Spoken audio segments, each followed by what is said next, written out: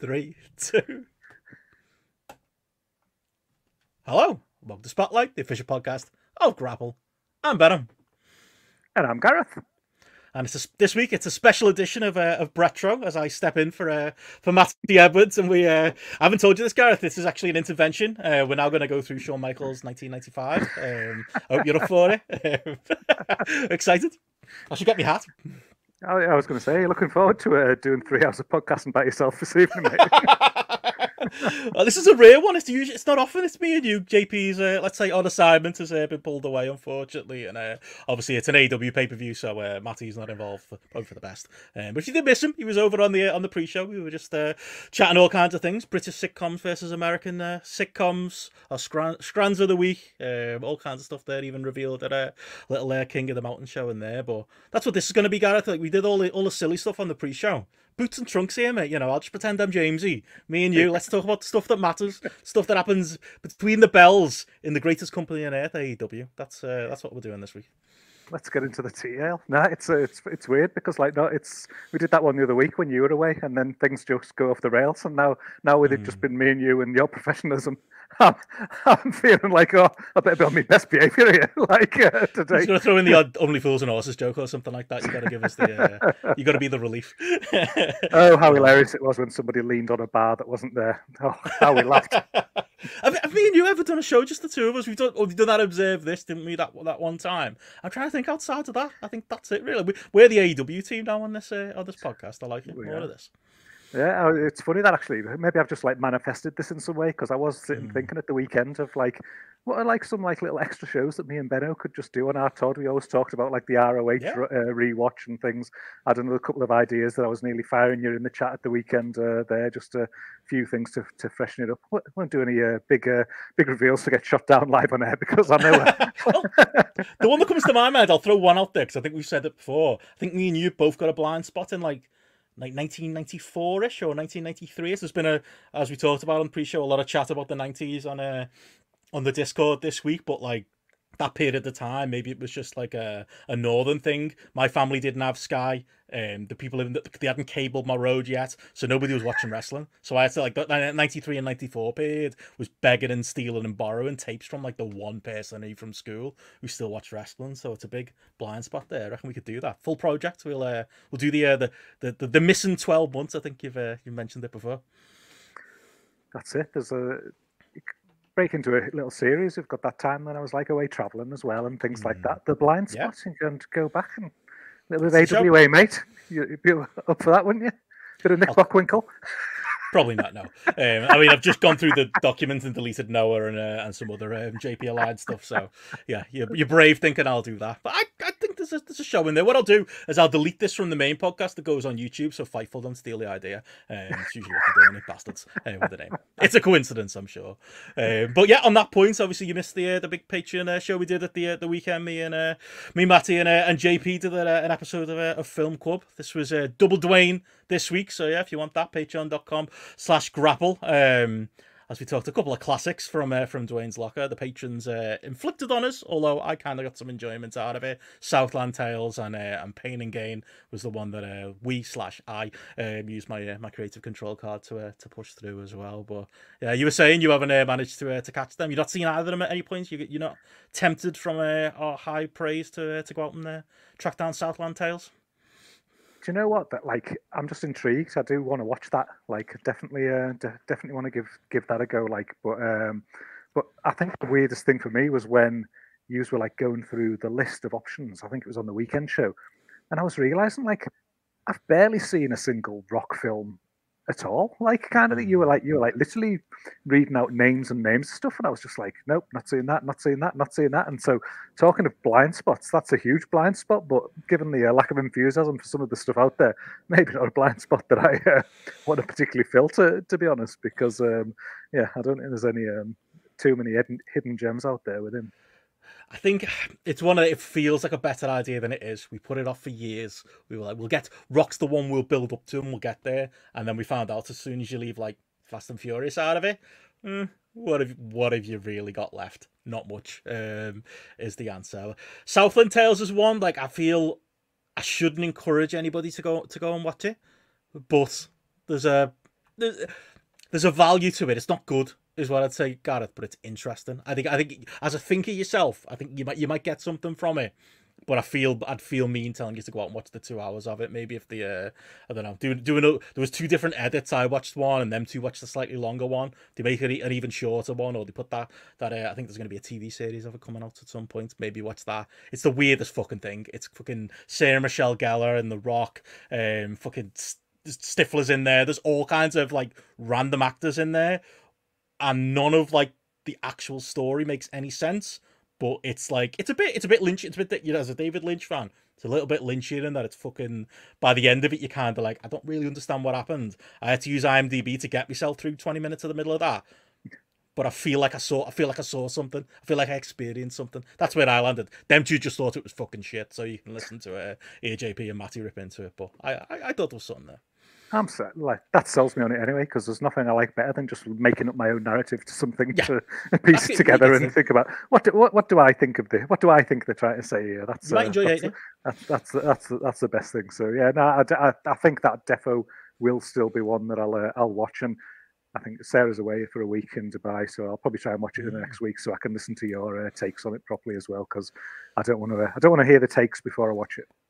There you go. Well, you'll get there at some point. You and Simon, along with your rewatch, and yeah, you get Pain and Gain in before as well. Hell of a time still, and it was light relief after watching Southland Tale. So yeah, we had a good chat talking about it. Rock's career is something that should be studied, from like, you know, skinny Dwayne with like, you know, trying to fit in with Hollywood, and he had his like smart haircut that he was just losing every film he did that was going a little bit further back. Eventually gets rid of it, he gets muscular, he becomes the biggest film star in the world. It's an interesting story as a whole, even if maybe the films we picked weren't the best. So yeah, we chat all of that, so yeah, check that out if that floats your boat. And yeah, this weekend Matty announced on the pre-show, Ewan Cameron as the King of the Mountain this month, and what are we calling it, Grappling with Philosophy, I think, is that the full title, Gareth, or is that what I've made up that we're just giving it now? We're going to be talking some broader issues, aren't we, about wrestling and what it all means. What is wrestling? What is kayfabe? Going to be answering the big questions, all 5 of us.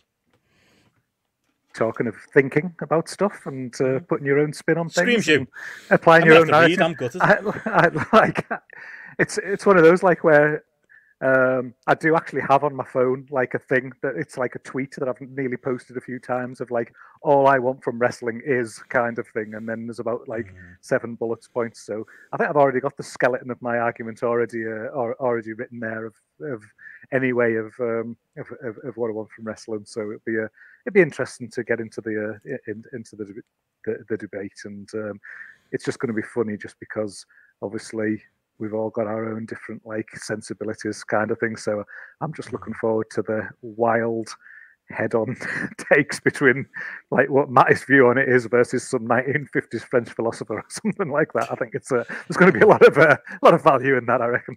I just can't wait to clip it and put it on YouTube. Unfortunately, I've been putting you hanging you out to dry, mate, lately on the YouTube. I bet those WWE fans who hated the Gunther conversation, they'd love that. If you could just tell them loudly why WWE doesn't count, it isn't really wrestling. I'm sure I could bottle that up and put it on there. It'll do record numbers. They love you up there, mate. WWE Gareth. Oh, big fan of me. I think it's WWE Ben, to be honest, at this point. I think it's how I'm getting painted.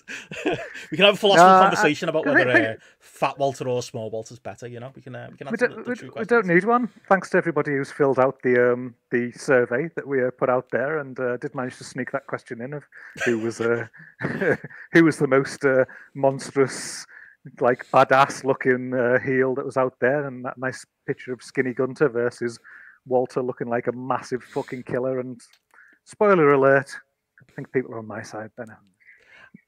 I mean, those goalposts are a bit like down the road now. Like, I'm pretty sure we agree he's better when he's fatter. It's the degree to which it matters. Don't Matty me. Come on, you've been spending too much time with that lad. I agree. Fat Walter's better. I just enjoy Skinny Walter still as he is. Let's not open that can of worms again. You don't want to fall out when there's only 2 of us. I know. Yeah, there'll be no one left. But hey, I'd vote for it. I'd vote for Fat Walter Fat Gunther as well. But there is a poll out there for patrons if you haven't checked it out, as we discuss some of our summer plans. But But yeah, that's everything going on. I think Patreon and on YouTube wise, we'll have the weekend show at the weekend, and yeah, a whole new schedule set up for May in the coming days as well. But yeah, we should.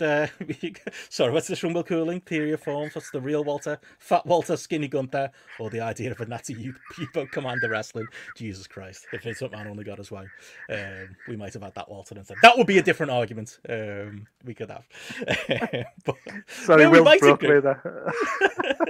Well, we might agree is what we're here to discuss. Like I say, it's just us at our home. Everybody's away, so we get to talk about our favourite subject, Gareth, which is a bit of AEW. At time of recording, you just about got Dynasty in before we went live. So thank you, sitting here with me. Otherwise, yeah, it would have been just me talking to Matty as he looked blank faced back at me, not understanding anything that happened at the AEW pay-per-view that he'll watch select matches of in a few days. You'll get there eventually. But I was worried about you, Gareth. I was thinking will Gareth's love of AEW keep going at least to get us through Dynasty. I saw a couple of comments from you as we kind of talk about like the build up to Dynasty and such, where you were struggling to get through episodes of Collision, struggling to get the emotive. What did you say? You restarted the same episode of Dynamite a few times. Yeah.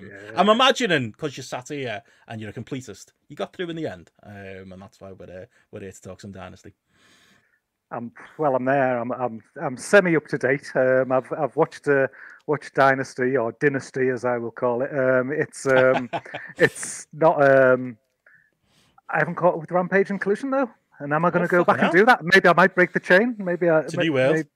Maybe I will. Maybe I won't. I don't know. But don't know if I necessarily need to do so. But no, I think when I was on here after the last pay-per-view and we were talking and we were all very positive about the. Okay, here we go, a little bit of a reset almost, pushing through some things forward here, some things that look generally kind of appealing, the shift back towards wrestling and things like that. And I seem to remember I kind of maybe in the past have blindly gone off in enthusiasm. I seem to remember throwing in the caveat of, yeah, this all looks great today kind of thing, but will they manage to keep it up? Will it still look the same 3 weeks down the line? When we were watching Dynamite, and I think I ended that with, I've got my reservations, and I think my reservations came true, to be honest, with the way that AEW's TV has been in the run up to Dynasty, and it's one of those where you're thinking, is the pay-per-view going to save the day once again? Guess we'll find out when we get into the detail. Yeah, I'm with you in that, again, it's when we've all been in the doldrums the last couple of weeks, pretty much since the Punk stuff, it's kind of felt like, fuck me, the feeling's gone. And then you start questioning, is the feeling ever back? We were just distracted by shiny things. There's shiny new Okada, there's shiny new Ospreay, even Mercedes, who, diminishing returns there, fucking hell. But, she was in and she was shiny, and it was all these great individual moments and segments. And it's one of them, isn't it? You're damned if you do, damned if you don't. Like a joke about the YouTube comments and stuff like that. But if during those weeks we came on this podcast and gone, yeah, it's still shit. Okay, yeah, you all enjoyed it. Even I enjoyed it, but it's still shit. Believe us, bigger picture, we'll be right in the end. Maybe we'd be sat here going, see, we were right at the end. But sometimes it's hard to see kind of the forest for the trees. And if an enjoyable show is an enjoyable show, I suppose we'll call it for what it is. But I do think there's a nugget of truth in that those things have just covered up and made it seem like things were feeling a bit more organised than they are. And I think the same is going to go for this pay-per-view. There's plenty of positive I want to say about this pay-per-view. I think if you just isolate it down to the individual segments, which we're going to talk about, you're going to get me being extremely positive. But I don't think it changes kind of my broad stroke opinion of, it's a bit like, the All-In conversation last year, once we get there. It's the same, to be honest, it's the same conversation we always have, once you put the best wrestlers in the world in a ring and you allow, Tony Khan is positive as a booker, absolutely, is that he collects all these great toys, and then his other positive bookers he has, and it can be a negative, these gigantic pay-per-views where he gives these wrestlers time to go out there and have these great matches, then you're probably going to come out of it, entertained and enthused, and you're probably not going to be thinking about that big picture, but it doesn't necessarily mean the issues aren't there. No, exactly. And it's one of those where, again, it kind of makes you step back though, and it's almost like, well, what are we looking for here? Are we looking here for total perfection as well? Because like, it's one of those things that I think probably naively enthused early days of AEW, we probably kind of like considered or kidded ourselves that we were that and that maybe it was close to that and things, and then like now there's a part of me that's like, well, no, actually, can I just sit back here and just think about the fact that there's this alternative wrestling product on TV that actually contains good wrestlers who I like from around the world having actual proper wrestling matches on TV. There is this entity that exists now that provides that wasn't there for the best part of the last 2 decades sort of thing. And like, maybe that's perfection in itself, the fact that you've got that. And okay, every story, every narrative doesn't have to make sense. Everything doesn't have to be brilliant, the detail. But if you can turn around and go, do you know what? I fucking enjoyed 60%, 70% of that show.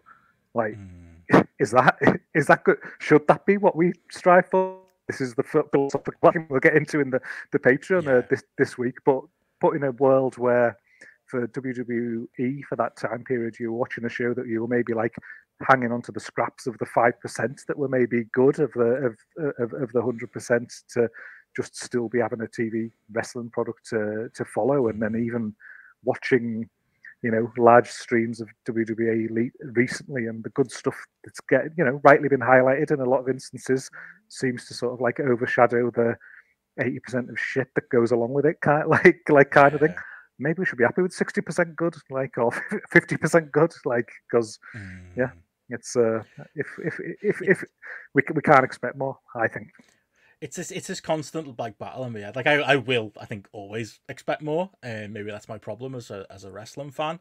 I think and then that's conditioned in a lot of us because we all did spend, when there wasn't really a Western alternative properly in the mainstream, watching 20 years of WWE that we mostly all thought was shit, just for that one moment, for that one, or Punk's back, or Bryan's having this run to the title, or whatever it was during that time that would keep us all going, and we almost analysed it from like that higher plane. But I felt the same going into this pay-per-view because I think the build was pretty middling. It did, I think it ticked a lot of boxes. If it was just purely spreadsheet wrestling, it was like, okay, yeah, have they done enough segments with Swerve and Joe? Yes, to get there. Have they done enough to make it justify the Young Bucks and FTR are having a match? Yes. Have they done enough to justify it being a ladder match? Not so much. Are there things going on between Ospreay and Bryan? Well, yes. Don't necessarily love the content of all the things they're doing, but they're all there. And so I still question that side of it. And honestly, we did the weekend show on Friday, and me and JP, I felt bad. I struggled to get up for it. I struggled to, like, just enthusiastically talk about the stories in AEW. It was almost like, well, this is probably going to be good, isn't it? Like, almost like that was a negative. Like, well, they're going to prove me wrong, aren't they, the bastards? But I can't get excited. And I don't like, kind of being like that. But that's, after the last couple of weeks AEW have had, that's how I felt. But I kind of felt similar to you once, like, the pay-per-view started. And yes, we can all have the, 2 separate conversations, aren't they? The business conversation and the enjoyment conversation. Looked at that building, was like, a bit small, a lot of blue seats there. And then like, I almost like to wake myself up and go, yeah, but like, how many great shows did you enjoy over time that were from like a venue like this? Actually feels very WCW. If they're going to be the secondary promotion and they're going to have to run smaller places, it's an argument we've made, then can that be this cool, different thing? And I feel like, yeah, once it got rolling for a night, I kind of did snap out of that and go, yeah, it's still AEW. They can still deliver, what a night like this. And yeah, like you said, you almost come full circle back around to fuck. In the 90s, I would have been thankful that this existed when WCW did. And yeah, to this point, like, as much as there's been interesting things to talk about with WWE, the same revelation as you, around the WrestleMania period, or trying to watch like the 3-hour Raw this week. Still not for me though. I can say they tick all the boxes more so even than AEW do, but then as you've been proving in the last few things I've clipped for YouTube, you've then got to watch it. And it doesn't really hold up to scrutiny. And I think that's like something again that it's definitely something that's in the last 3 months that, where I have been watching both products or watching more of both products as well, just because of that run to WrestleMania and because people I respect have been saying like, oh, WWE's better and it's improved and Sorry. Well, if you respect me, but I'll take it. Yeah.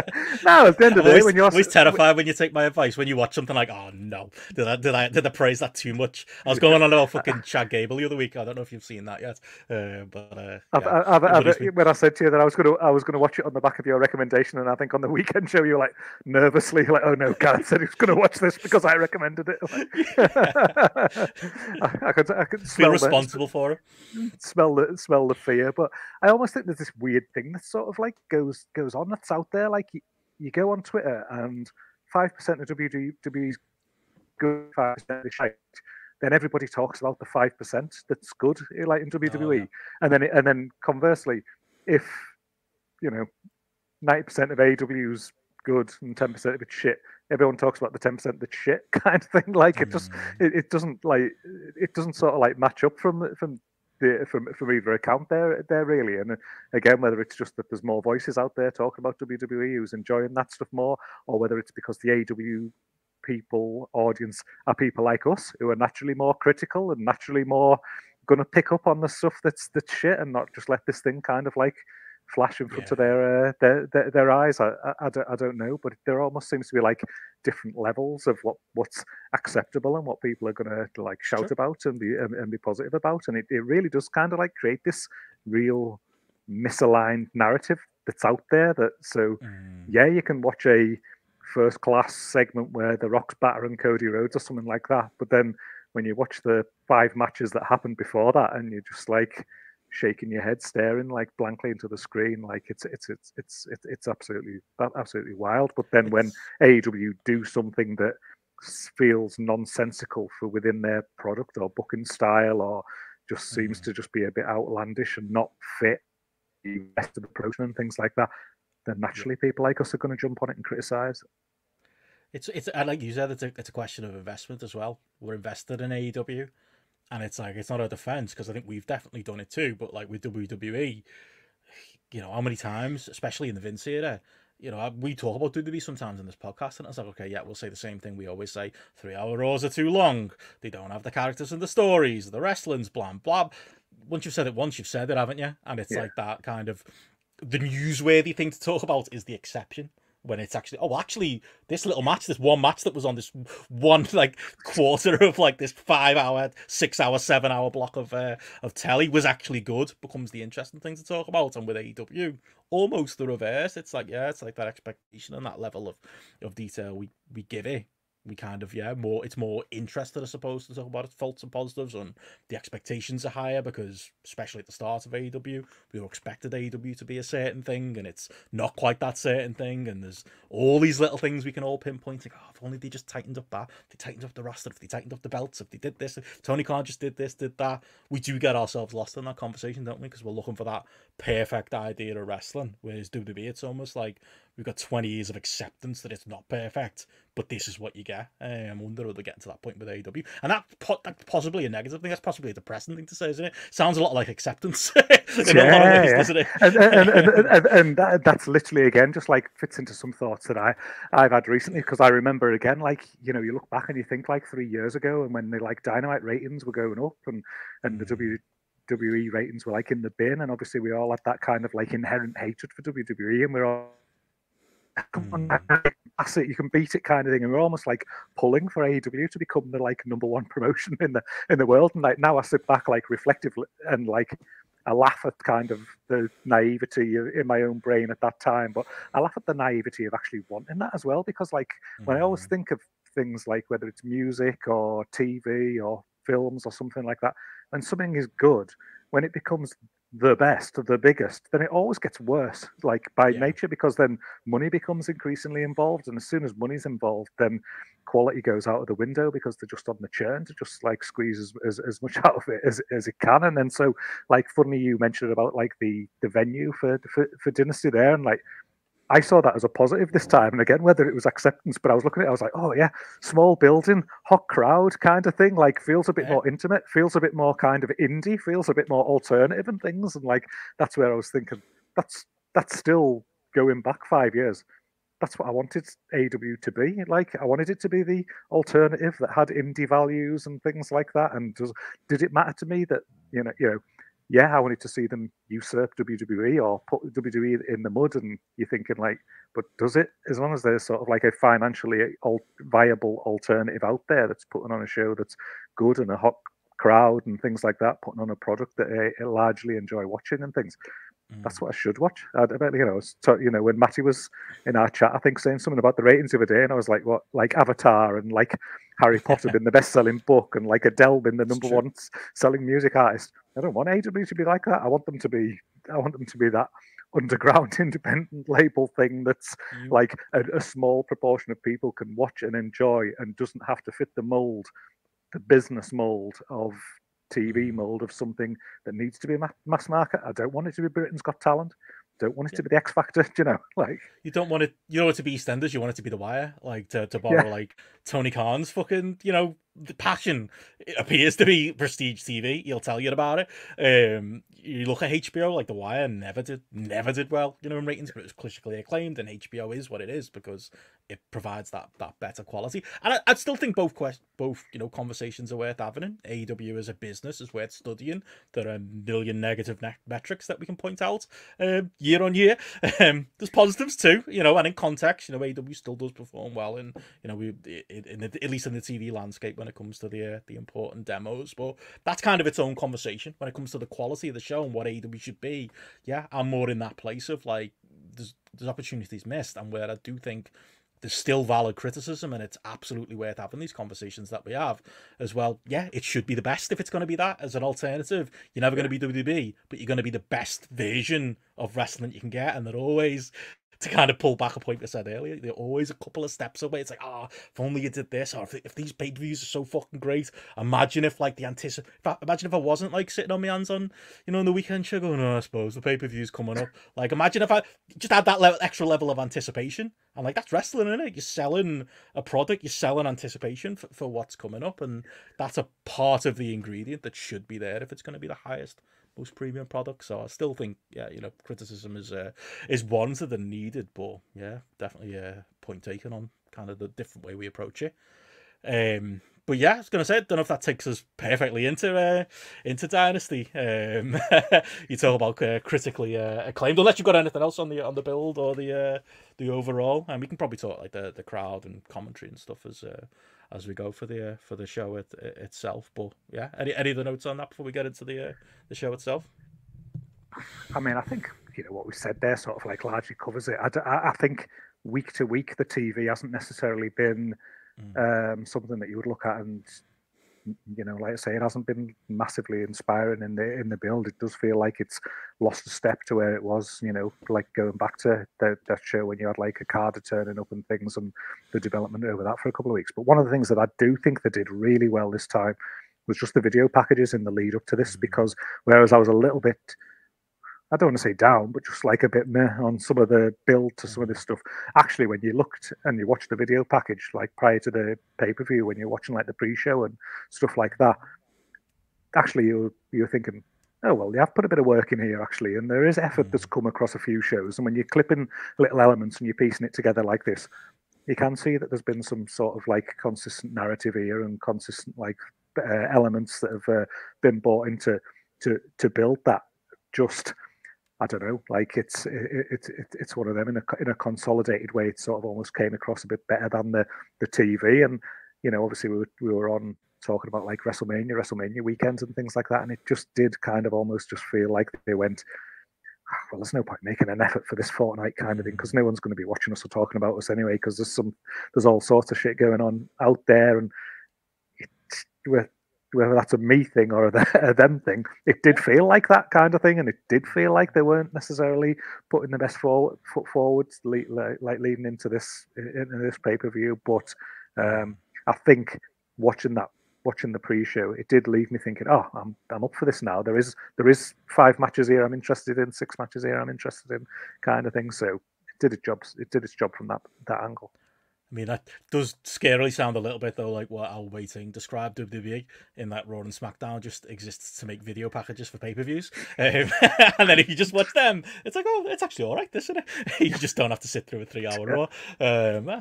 Maybe taking a lesson from that. But yeah, that's probably one of like the positives of the build to this as well. But might as well get into the pay-per-view itself, and yeah, I think we'll start at the top, and then we'll work our way down through chronologically through the rest of the show, because I've been I enjoyed that conversation, Gareth, but I've been sat here like the patrons and the listeners, excited to get your takes on the headline stuff from this pay-per-view. Like I say, we'll go through the last three matches in order, because the one match I'm very excited to get your take on, Will Ospreay and Bryan Danielson. If you want to talk about a match that actually was built really well through video packages and even through the poster, like there's literally the finish and stretch of this match is like displayed on the poster. Like I don't know whether they get the idea there or not, but it's got like Bryan and Ospreay about to sprint at each other, about to both do their moves. I'll include it in the show images. It's quite scary how similar it is to what we got on the show itself. But this is the obvious place to start, and the headline thing coming out of this show, a dream match that I would say hit the heights that you would hope out of a dream match. There were bits of the build that I was into, bits that I weren't, specifically the Triple H stuff that Ospreay got distracted to, and some of the I enjoyed the bunkhouse brawl on Collision that Bryan did, but it felt a little bit removed from what the Bryan and Ospreay feud was. It was about who was the best, not necessarily this weird blood feud. But once the bell ring, forgot all that, mate. And then we had, to the massive point that we will constantly say about AEW, two of the best wrestlers in the world got in there, and I had one of the best wrestler matches. I'm not going to start you on, is this the greatest American match of all time? That's what you've missed from the conversation over the last couple of days. There's been some very high level shouts thrown out there. We don't have a star rating, but we could be floating towards 8 with certain people. But we'll stay on Earth for it, and I'll just start you off, Gareth, with, did this live up to your expectations? Ospreay and Bryan, as you went unspoiled and sort of fresh this evening. Yeah, wild. And this is one of the wild things, just about recording now, is literally because I've been off social media for 2 days, I've got no idea what anybody thinks of any of these matches at all, because I've literally just watched it today, so I've got no influence or anything on any of this. But I was listening to the weekend show, and JP was talking about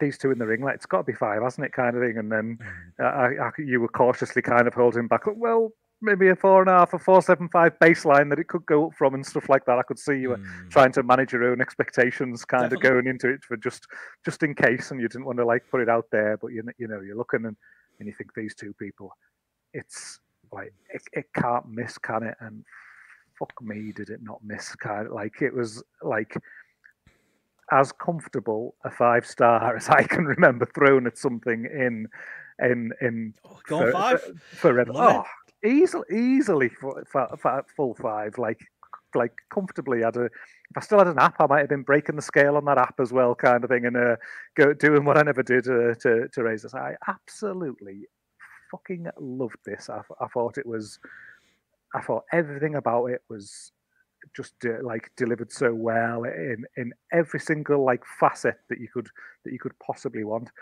From the moment before the match started, before they'd even touched, the crowd was absolutely on fire. It was as hot as fuck. It felt wow, these are two massive stars in the eyes of that crowd who were going out there. And it is you talk dream match. It felt to the crowd it was legitimate dream match stuff.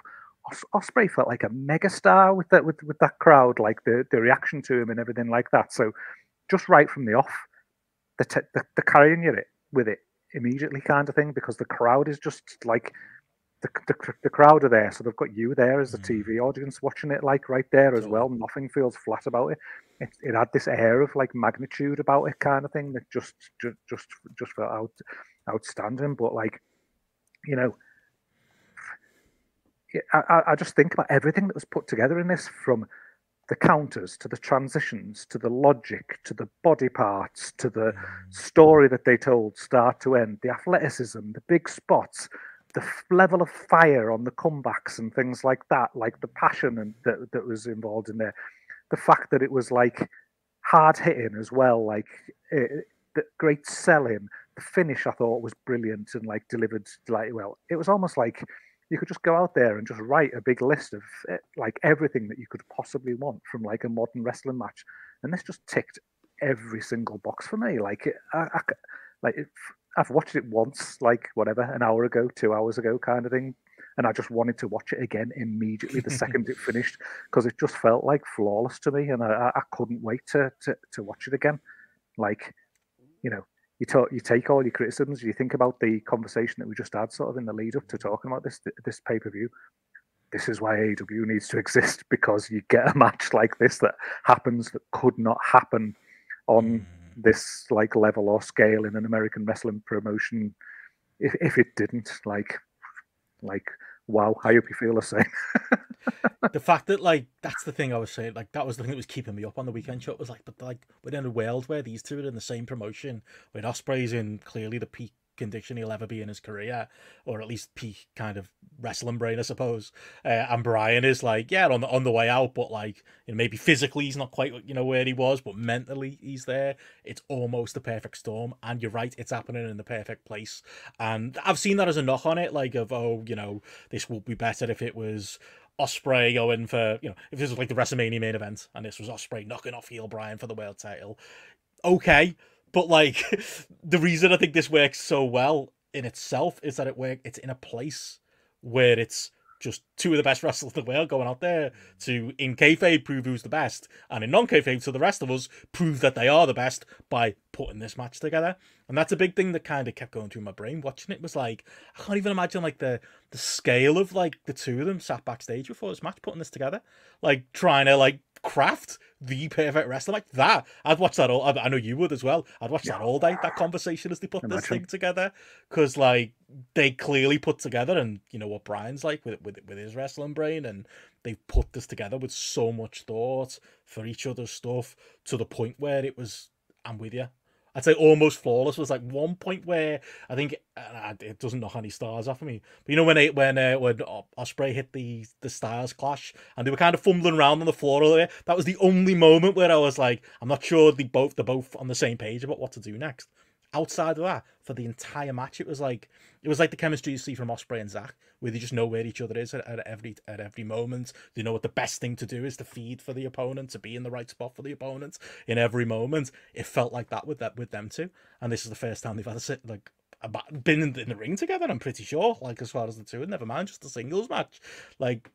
And they had that level of chemistry and that level of forethought. And I suppose it goes to how good Bryan is, how good Ospreay is at this point. Obviously, it's a match Ospreay had been dreaming about his entire life. As you know, he talked about on the presser. He talked about going to the same All-Star shows I will have in the mid 2000s and seeing Bryan as the American Dragon over here. And like, from that day on, following him, and from that day on, just imagining what it would be like when he got in the ring with him.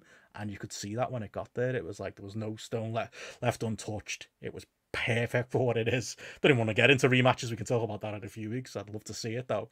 But like, for a perfect one-off, who's the best wrestler in the world kind of shootout match, I don't think there's any better. So yeah, I'm absolutely right there with you. There's I'm sure you got plenty more detail on the individual bits that they pulled off in this match.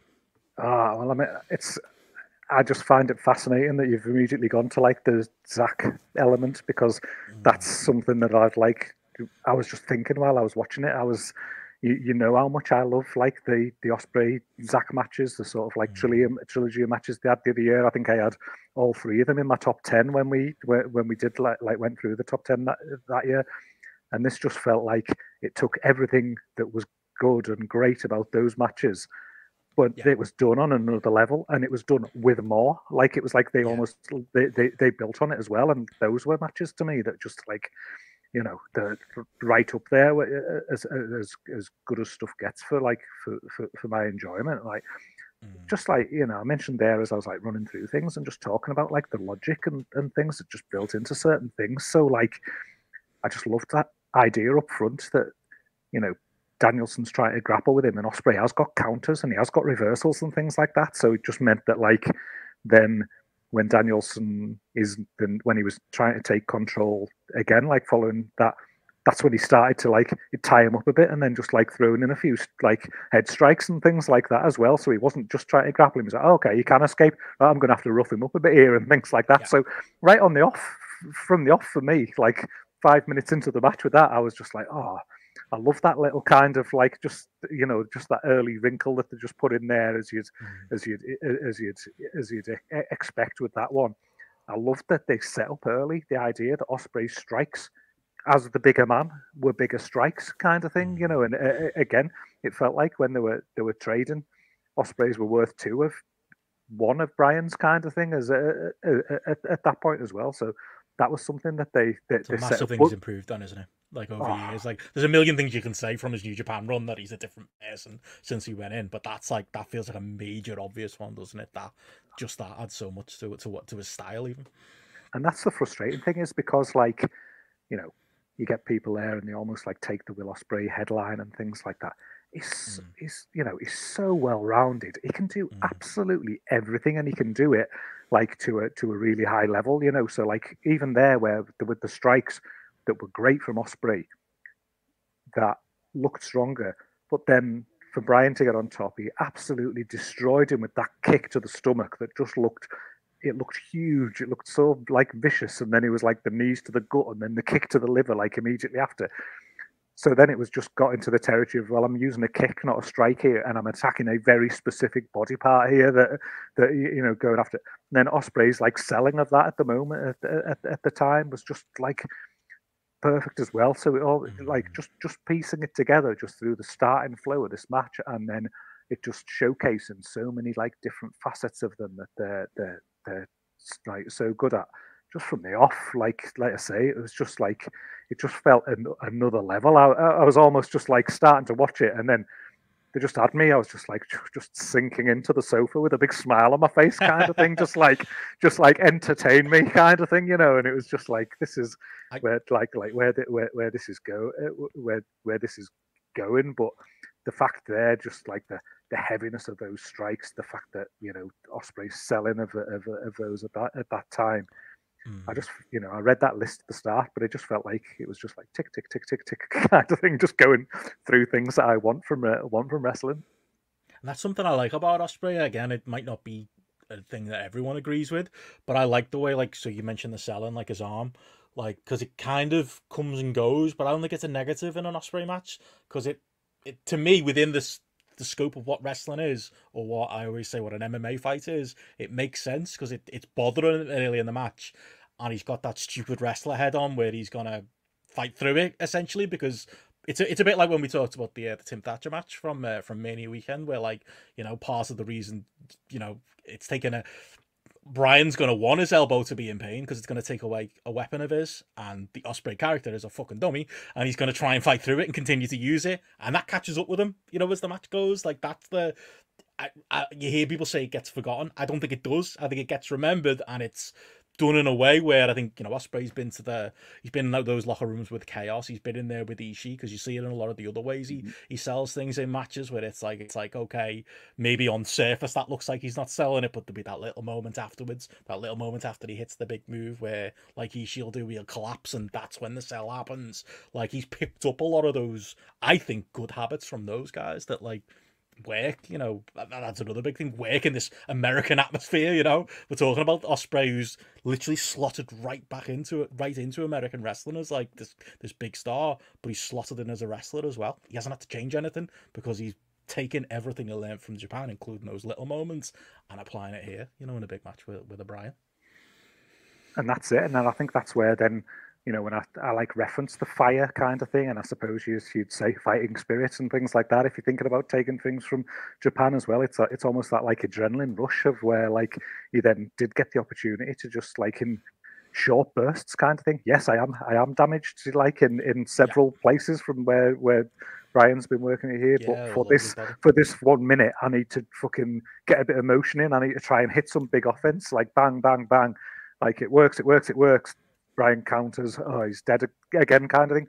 Yeah. Entirely logical. Like it makes it like just fit from like real fight or real sport or something like that. It's it is that like that burst of adrenaline there. But then like you just talk about like other stuff, like obviously there's things there that you're like thinking about from a match structure point of view and a details point of view, but just even just some of the spots that they just threw in here, like that fucking super tiger suplex from the top rope, like who the fuck is taking that kind of thing, especially with somebody with a neck and that condition kind of, but you're just like, it's not going to hit that, it's not going to take it, and then it landed, you're like, fuck, like, and that's your, like, I'll always say this, like hardened, grizzled wrestling fans, jaded wrestling fans, when somebody can pull off a spot that makes you think, like guttural, don't do it kind of thing, and then they do it, and you're like, oh, I can't believe, get that kind of like response to you, because we've seen everything 100 million times, sort of thing. So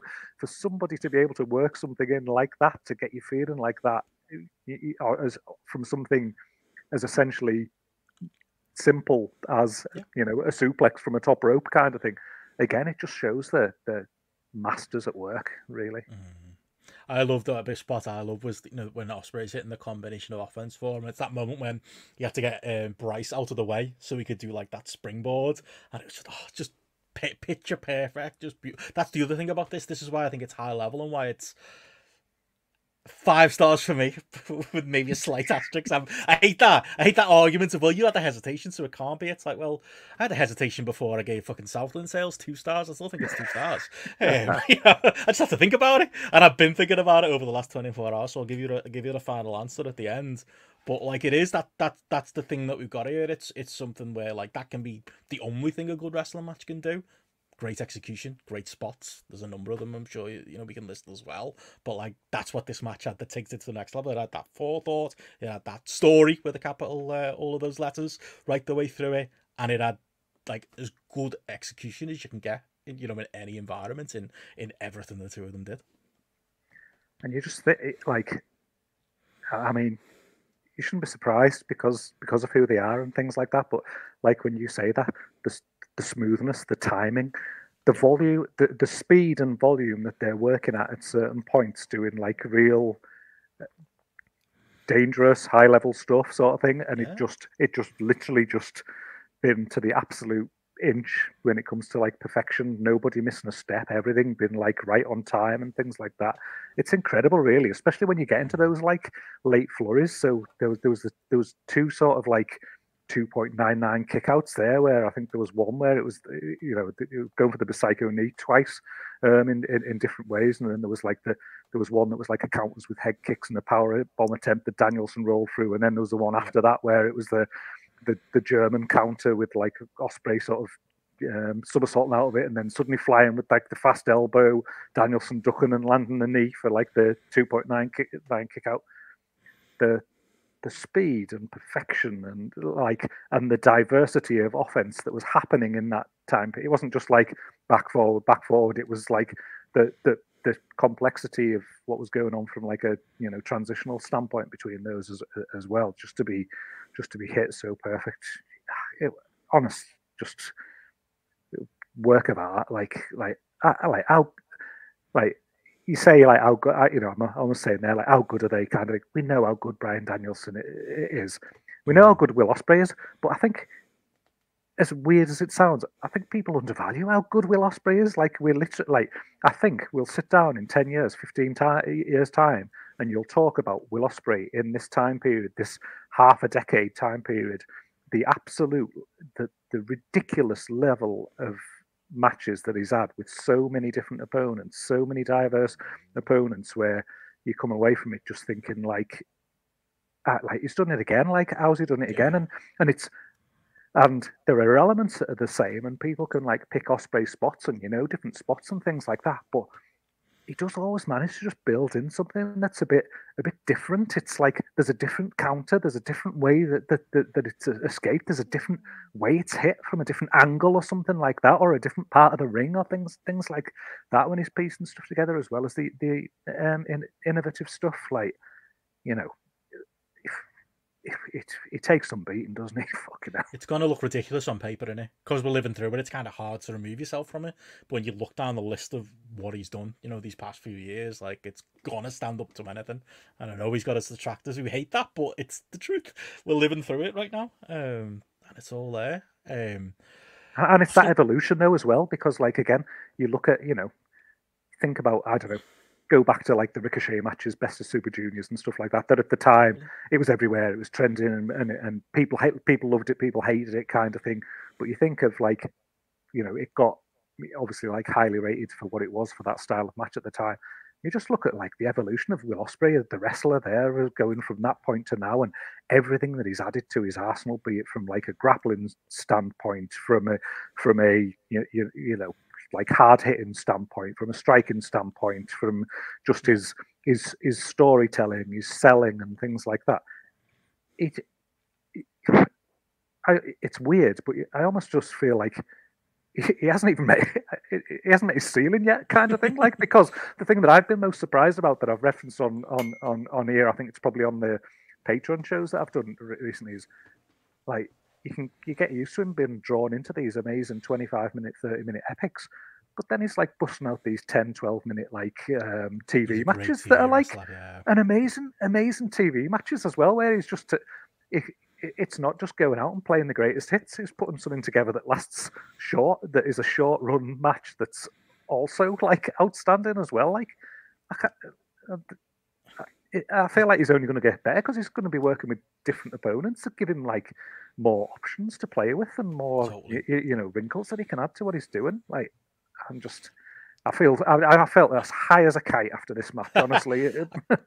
I can't believe like it took this long to get him here. Like it never felt like, I don't know if I felt like Tony Khan wasn't a fan, but it wasn't obvious he was a big fan. You know, in the same way it's obvious when Tony's a big fan of people. But of course he's perfect for this promotion. If anything, he's everything we want Omega to be in the company, that you see flashes of. Because Omega's got that same thing. You can have the great pay-per-view match, and fuck me, you can have one of the greatest. You might not be able to talk on your TV show, but he can give you the best 12-minute TV match you're gonna get. You know, and we've saw examples of that over the last year or so. The Vikingo match just stands out, and a few others, but Ospreay's in that same spot. Will mentions in the chat, I compared Ospreay now to where Ricochet is, and a lot of that's time and place, but yeah, absolutely, Ospreay's in that breath with Omega and a few others at this point, and Ricochet is who he is, and a lot of the kind of ties to like kind of, you know, where we get to like the close of the match, where you said that early on, like it's time and place that matters too, and it's the crowd that matters too. Because, like, you know, I grew up in the ROH era where, like, you know, less than 1,000 of us in like watching an ROH show are going wild for Jamie Noble versus, let's say, Spanky, and it's one of the great matches ever. But you take those two wrestlers and put them on Smackdown, and they had that same match, especially in that era, it died a death, wouldn't it? Yeah. And we're not in that extreme era anymore. I don't think. I mean, if you just drop Bryan and Ospreay into WrestleMania, like, I'm sure it'd be great too. So the difference isn't as stark as it was in those days, but I think there's an element of that where it's like, that's the beauty of this, that this company is for the sickos like us, and the crowd that are there aren't, and people use this as a negative, aren't necessarily there to see the goodie, see the baddie. They're there, willing great match to be great, and we're along with it, and it just, you know, for a match like this, that's the perfect setting, and I think it's not more emphasized if you want to get into it, into the finishing sequence of this. Like, I would laugh at the idea of it. I mentioned before, it's on the poster. It's Bryan and Ospreay, you know, both running at each other, fucking Avengers Civil War style. I think that's the name of the film. Comic Geeks, let me know. He says hosting a wrestling podcast. But, you know, like, it's a silly spot. But for this environment, for this match, I mentioned it there, for this crowd, for what this match was, it was literally genius. It feels like it was probably Ospreay's idea, and Bryan went, it's a bit daft that, and then went, I'm glad, actually, no. That's fucking perfect, that, isn't it? And obviously he added his own spin to it, you know, with the finish, which we can get into. But like, just that moment, that anticipation, as you just saw, I'm getting goosebumps talking about it. It's like, you know, the Gladys Street when, like, you know, fucking corners coming in. That's all we can cheer for in the Gladys Street, and everyone rises. You know what I mean? It was like that. You could see it happening, and everyone was just willing this big stupid spot to happen, and it was played perfectly because they both went for their big move. Bryan for the knee, Ospreay, you know, for the hidden blade. Ospreay wins it, and then, like you say, they added that little bit of, like, I would guess behind the scenes is Bryan's call, because you know what Bryan's like. He loves doing that thing where he's like kicking his leg like he's a dog getting his belly scratched, trying to make us all think that he's having some kind of fit. Like, a couple of people in our Discord fell for that, and I was like, come on, lads, we've seen him do this. But it's Bryan in it, as well as, like, it's this perfect greatest match ever epic that we're getting. Bryan just wants that little bit of like realism, that little bit of doubt, that little bit of, oh fuck, you know, as he actually broken his neck here when Ospreay picks him up and hits like a perfectly safe, by the way, Tiger Driver, and then the hidden blade, which, you know, they did between the ref, which I think they played well with it, with the doctor on the outside as well. Get your thoughts on that. But it was like the best of both. It was the best of what was probably a dumb Ospreay idea, which worked out to be genius, and the best of what's a dumb Bryan idea, but kind of added to it too. And it was just like an all-time memorable, like, I don't know how many seconds that was. It was probably at most 30, but it felt like 10 minutes. It was just so perfectly, intricately laid out, and the perfect finish for what was, you know, potentially a perfect match. Oh, I mean, while I was watching the match, I just had that in the back of my mind, just thinking, please be a good finish, please be a good finish, kind of thing. I didn't want all this. Here comes Don Callis. Yeah. Here comes Powerhouse Hobbs.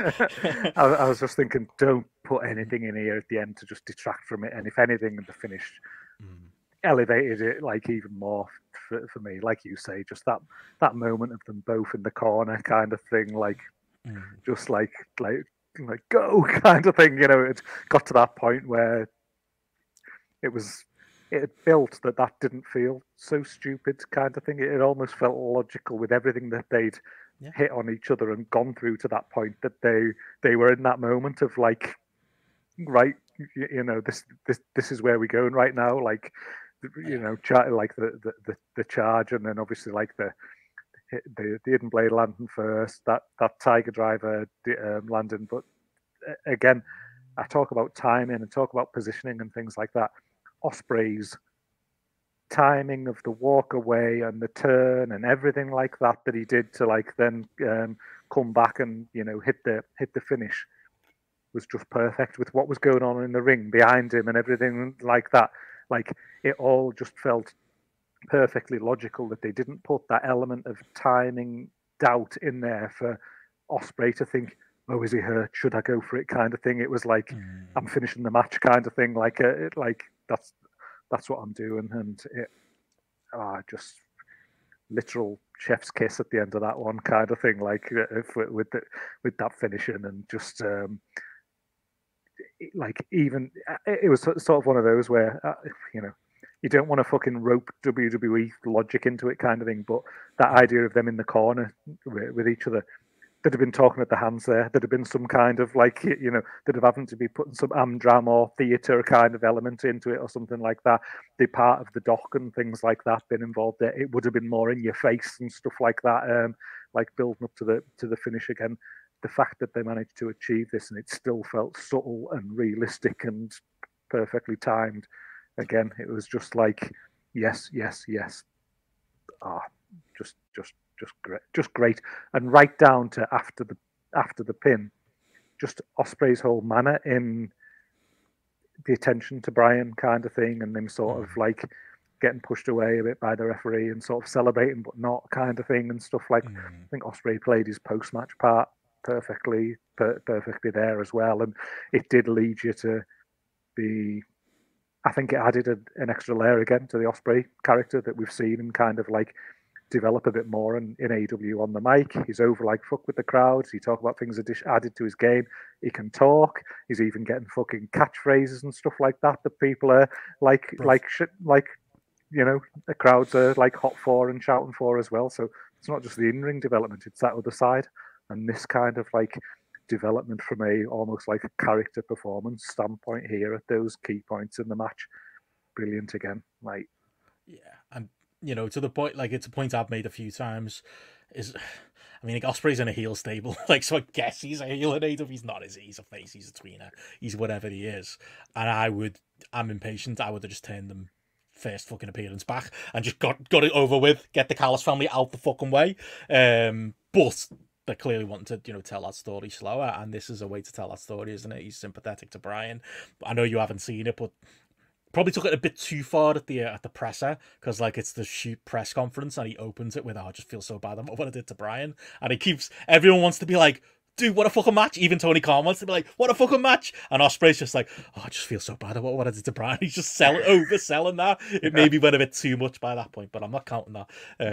Overall, I think it's a smart idea, and yeah, it made me feel some negative emotion a little bit, because it was like, but I think that's what it was designed to do. That's what Bryan's trying to get out of with his, his silly sell at the end of the match, and clearly, people bought it as well. But yeah, and that's the other thing, you compare it to WWE. WWE want to have like two of their best wrestlers have a match like this and want to give them an out. You get a slip on a banana peel roll up. In this case, it's not an out, but Bryan's Achilles heel is his neck, and there's that. Ospreay goes over strong, but Bryan's got a story there to tell as to why he lost, and there's more to be mined there, I would guess, in future too. But yeah, fucking just unbelievable. I don't know if you got any more on the match itself. I think I'm going to hover a 4.75, and I hate myself for it, Gareth. So it's not quite as good as CCK against LAX. Oh, no way. I hope I never punched 5 into the app on there. That was I was talked out of that by the time it came. 4.89, 4.95, 4.97. I think I'm just a coward. Yeah. Maybe ask me in a week. Maybe I'll say 5 stars. I think I reserve the right to do it. But just unbelievable. Why is it 4.75? Not why it's not 5. Why is it going to be 8 when Dave plugs his rating in? Because that is what you've missed them to talking about it up as. I mean, can have the conversation. Bryan Alvarez called it the best match on US soil ever. Meltzer talked it up as one of, if not the best American matches, or matches full stop. We'll see what he says at the end of the week, but most people have it up there, it seems, and it's very clearly the front runner for match of the year this year as well. It would have to be. I mean, again, I've seen it once. I've seen it with the raw emotion of watching it. I'm talking about it live, like now, with the enthusiasm still, like, running through my brain, thinking about like watching it, So again, I will watch it several times, probably in the next fortnight. I can't see a world where I go less. I'm like, oh yeah, I was wrong. It was a 4.75 or something like that. I just can't see that happening. I think but that'll be then for me in my own head. Will be like, all right, well, where does this rank versus other things? And then that'll be the fun kind of like afterthought almost, is watching it a few times, thinking about other stuff that you've got up there, and then just seeing how it fits in. But I just can't see a world where I think something that it's got going for it is the fact that because it is almost essentially kind of like a match that's a little bit in a vacuum, and the build to it wasn't. The build to it was relatively light, it wasn't some massively long-winded story that led into this point. There wasn't like these key elements that led to this. It is almost a match that you can kind of like just sit down and watch, and the story is the match is bell to bell. So anybody in the world at any point in history could pick up this match and watch it, and they need to not have watched TV and just have what's told in front of them, and then I think that is another key strength of it, is that that it's contained. It's contained within that 35 minutes, and that's all you need to know, and that's all you need to see, basically. And I think that's a massive strength. That's where the culture war, unfortunately, you've missed out on, and maybe we play along with it on the very podcast at times, but it's not a story, because the story is two of the best wrestlers went in there and had a match, and Will Ospreay won, and Bryan's neck cost him, and that's all a story. It's just a different type of story, and I get where it goes to extreme the other way is people like, oh well, the people will say that and discount the people whose preferences you get a built up, Cody Rhodes to this particular moment with Roman Reigns, and that to them adds to the match. It's just a different flavor of story, isn't it? It's a different way of doing it, and I wouldn't discount either. Both can be great in the right circumstances, can't they? There will be a great moments where potentially they're all in. Ospreay gets his big world title moment, and I would like them to build that up, but then there's a time for a match like this and a promotion like this for a match like this. So, both were. Will ask, where does it compare to Omega Danielson? I'd say. See, I want to say better than that. Now I'm scared I gave that 5. So maybe that answers my question for me. Because I'm probably closer to 5 than 4.75. I think I'm talking myself into it with every breath. I'd say better. That's my instinct. my instinct is better, but again, I haven't watched that for a while, so I think there where I talk Back. about like kind of like, you know, peace and you know, where does it sit? Almost, it's almost like a nice little exercise as going away and saying, okay, well, let's watch that versus that kind of thing, and put them a bit closer together and a bit, you know, a bit more like for like. That's a kind of a fun thing to do with things like this, is to just sort of like watch, you know, watch them and a bit of compare and contrast and things like that. But my gut feel is better, but I've got recency bias obviously with that. We will need to move on to other stuff on the card, but I was going to say before we go, anything else on the match? Do you want to just throw in just call WWE shit for a couple of minutes so I can make this a clip? I'll just have it at the end. Like the name of the clip will be Gareth said WWE is shit, but we'll just spend the first 25 minutes talking about how great Ospreay and Bryan was. Anything more before we talk the other two big matches on the card, which had a job on their hands. Yeah. No, it just shows you could have 30 minutes that is better than an entire WWE WrestleMania 2-night card. So I got it. I don't even have to do it anymore. You're the one, we just load you up. You're going to be a hit on that YouTube, mate. The kids are going to be like, Dad, why are you coming up on recommendations? TikTok. We're going to take you worldwide. Why have we got death threats painted outside our house from these fucking Jey Uso truthers? And I will say, we'll go back to the Gunther argument, but they are not my people. I'll always back you over them people, Gareth. Don't worry. I've got you back there. You stick with your YouTube comment, lads. Oh, fuck me. I wouldn't want to have a pint with them, tell you that. But yeah, on that note, we've got to follow that because they had to follow that. And we've got two more big matches on the show. Felt bad for FTR in the books. Like going into this match, this semi-main event, like watching it along live, you could feel, because we're going to get into the undercard a bit. I think the undercard had a lot of people whining through this very long show. And like, I don't think because of how long the undercard was, we had about an hour left of, I don't know if it registered to you and you were watching back. I guess you the full time at that point. But like, we had an hour left of pay-per-view window too. And it was like, fuck, we've got to get FTR in the books in, and Joe and Swerve, and potentially, as we would find out, a Swerve crowning moment too. Fuck. And it felt that, you know, and that's always been a negative AEW. Like, you want things to soak in more. I'm not asking for WWE video packages in 25 minutes between matches. But I think on top of FTR and the Bucks having to follow that, they had to follow that very quickly. It felt like they got shuffled off stage left and then stage right, here come FTR and the Bucks. And it wasn't ideal because it was like, we all felt like we needed the breather. And God bless them, it was a strange card structure to do it this way. But I think I don't know what your take's going to be, but I think they pulled it off. I think FTR and the Bucks being in this spot and it being a daft ladder match where I had my own issues with and didn't necessarily feel was earned. If anything was going to recover from Ospreay and Bryan, probably wasn't going to be Joe and Swerve. It probably would have killed any other of the other matches on this show. Maybe it could have, rightly. But I felt like FTR and the Bucks dragged this crowd kicking and streaming. Had to nearly kill each other to get there with some really gnarly ladder and table bumps through this thing. But bless them, they did it, and they pulled it out, and somehow pulled what I would call probably a 4-star match out of it, when it could have been one that we're all still thinking about Ospreay and Bryan and not invested, that they managed, at least in the second half, to get everyone in the building going, and it felt like everyone in the Discord going, because in the end, yeah, I thought this might be hot take best FTR Bucks match I've seen. I'd maybe have to go back to the empty arena match, but I think this might be it. Did they do the same job for you as you tried to squeeze this in before the podcast? Yeah, quick question, probably stupid question. I take it you watched the show entirely live. I take it you sat up and watched it live. Like I was interested because I was thinking as they came to this match, I was thinking like, oh God, imagine if you sat up live and you've just watched that match.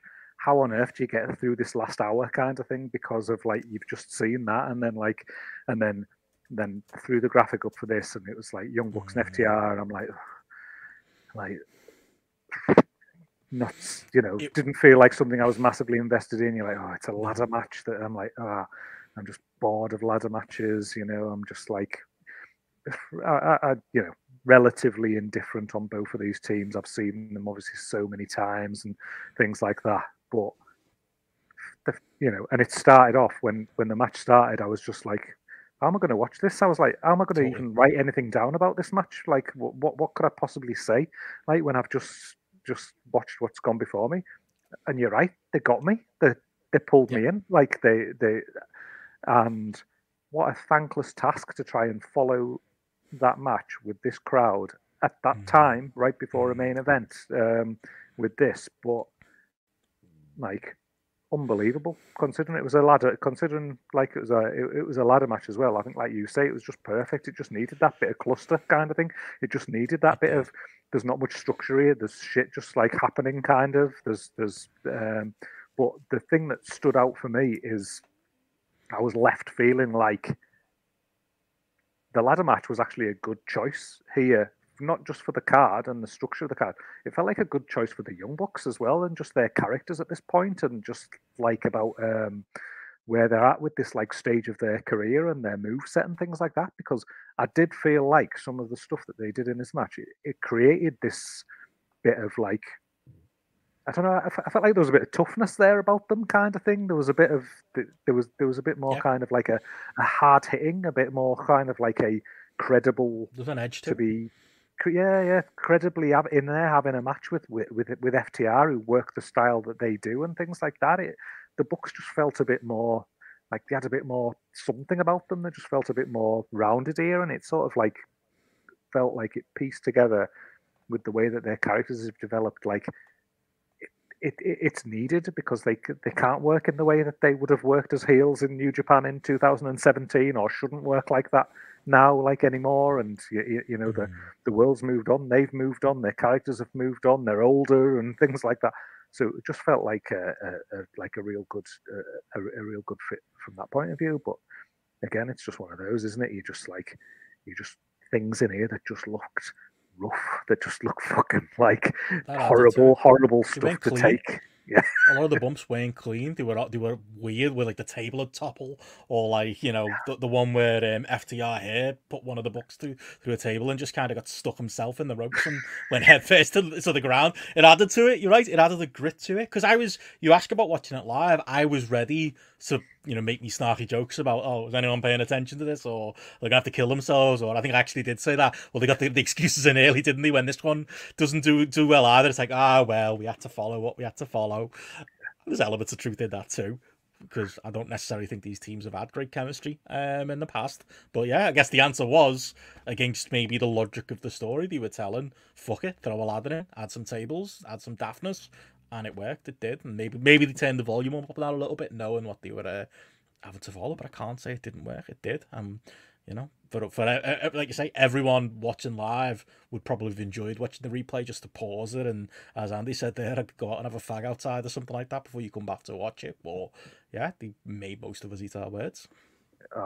And it was one of those, I think, just the contrast where we were talking in the Ospreay Danielson match about the smoothness and the timing and everything like that, and it was almost like the antithesis of that, you know, from it did feel a bit more car crash. You know, you got those, like, I think there was like two spots back to back where there was the one where like Cash speared Matt off the apron through a table, and he went sort of like arse first into the table and then twatted his head into the barricade, like, and I was just like, fuck me, like that just looked horrible the way that like that was taken. And then like immediately afterwards there was like Nick Hurricane Rana Dax off the apron, and then he went through the table, and he sort of went through the edge of the table kind of thing, like, and so you just had two back-to-back spots that just looked really raw and just looked like, fuck, that, like, that all looked like it hurt kind of thing, like, which again, just kind of just, it brings you in, doesn't it? Like, it sucks you in, that, like, so that, like, that worked so well there, but, yeah, like... What would you give it, starring-wise?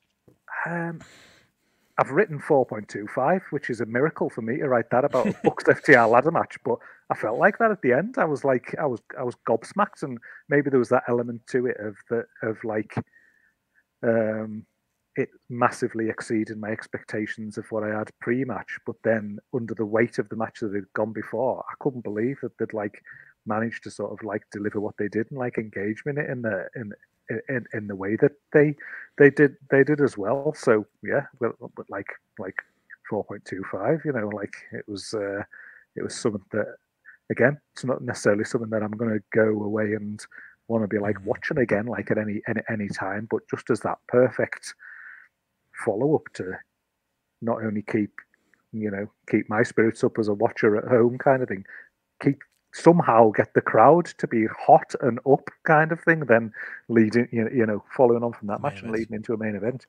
They couldn't have done their job any better. Yeah, queued up that main event massively, and more to the point, queued up the finish, which we should talk about, which worked really well, which was something we were all expecting, which was Jack Perry coming out. Steph said to me she saw I'll probably try and record with Steph at some point and get some road trip notes, but I think she described it as a child running through the crowd with a white mask on. Sorry, Jack Perry. And then eventually realised what was going on. There's a couple of videos of him out there. Massive pop when he comes out. Thought he executed it well. Nobody buys at this point. Oh, it's a fan. We all by the time he's in the ring, you know who it is, you know what's going on. But I think it's probably daft to try and sell it as anything other. But with that said, the way security kind of hushed him to the corner was good. The way the mask came off and they kind of realized, well, he's kind of half contracted, so we'll stand off a little bit. Don't work well. And that fucking image that is 1,000,000% going to be in the show images of Jack Perry and that shit-eating grin looking at the camera. Just absolutely brilliant. One of the best things he's ever done is that one look at the camera. I don't know whether you saw the New Japan US pay-per-view from last week, but has anything changed in your mind when it comes to, I don't think anything changed from my mind in whether airing the Punk footage was good or not, but this is the conversation we keep having and stuff. Not everything's binary. There can be 9 negatives and 1 positive. And this is a lesson. Old message board posters know this, but I feel like Twitter posters don't know this. You can give up the 1 point but still win because your other 9 are good. Not everything is black and white, is good or bad. And I think this is an example of that, where there's plenty of bad. We talked about it, that it's affected the company with this Punk stuff. But a big positive that's come out of it that doesn't make it 100% a bad. Give them back 30% maybe. Is Perry has gotten over, especially, in Chicago, as we saw in New Japan, and especially here, and he feels like he could be an exciting character, with the caveat of it's still Jack Perry. But I'm excited to see what he can do with it, because, he nailed it in Chicago, and he nailed it here. Yeah, I was really surprised when he took the mask off. I thought it was Gunter when he got in the ring. And then, here we go again. I've been saying he should put weight on for years. Nah, I mean, how critical I've been of Jack Perry, how critical I was of his heel work before he went off TV last year. I felt like everything he did just felt like, it was like reading that book, How to Be a Heel 101 kind of thing, How to Be a Heel for Dummies. It all just looked so forced and so fake, and nothing about it seemed natural. But I love this. That look to the camera, it just got me completely kind of thing. I'll always say, yeah, I'll have my people who I criticise, and I'll criticise for being bad and things like that, and but I will change my opinion on somebody if they deliver on that. And then to me, in that one instance, it felt like in some way it almost felt to me like maybe airing the CM Punk footage wasn't that bad after all, because maybe it's the license that Jack Perry needs to be that fucking shit-eating grin heel that everybody knows the purpose behind a bit more, and kind of almost gives him that license to not be a character and maybe pull out some of the very real vitriol that he's probably got inside himself towards CM Punk, that he can now transition into the character that he plays on TV. So rather than it being a guy playing a heel character, maybe it's that opportunity for him to, they always say the best characters is the real person turned up to 10, or maybe it's opened the door for him to be that, and he's always going to feel more comfortable in his own skin being that, rather than somebody trying to play a heel. He's clearly got that in him personally, as a person, like a real person, because of what the situation they had with CM Punk and the conflict they had and things like that. He's clearly got that in him. So why not utilize it, and why not try and use that on TV? And then if you like putting him in a mix there of, with Okada, who's been, from a heel standpoint, good on TV with the books and things like that. If suddenly he's not this almost like lone wolf heel character in isolation, and he's got other people who are better at it than him to lean on and to play off and things like that, it's maybe what he needs. And I'm open. It could come out on Dynamite this week, and it could be same old Jack Perry and shit the bed as a heel. Like, I'll give him that great look at this time, but I'm prepared to give him the opportunity to someone just saying, here, kill the Jungle Boy image. I'm prepared to let him not be Jungle Boy playing a heel anymore, and it been fresh coat of paint. And sometimes being off TV for a while is the best thing that can happen to wrestlers. We've seen it so many times over the years. You're 6 months off, 4 months off, you come back, and you get the impact you need. It's the pairing as well, putting them with the Bucks. It's going to bring it. It's like, again, another example of that, where like Triple H, when he was Hunter Hearst Helmsley, like, you couldn't have told me that he'd have any chemistry teaming with Shawn Michaels. And then they put him with Shawn Michaels and did the whole DX thing, and it brought out this entire side of personality that you didn't know was there. And it's like, oh, fucking hell, he is a dickhead. And it made him. It made him in a lot of ways that. And obviously this is maybe not quite as extreme a change as that. But I think him being out there with the Bucks, he's going to lean into that. And it doesn't mean he's a total cunt in real life, but I can believe he's got elements of that to his personality. I can believe 80% of the time he's a nice, polite young boy, because he comes across that way. And that's almost been a negative.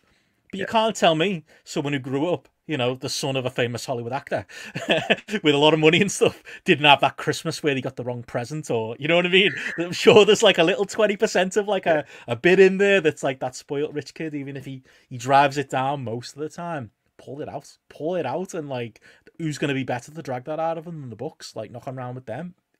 It feels like a match made in heaven. I've got a little bit of concern of like, does it take some spotlight away from Okada, who's been doing so well with the Bucks as like his little backup? Who knows? We'll see whether it works or not.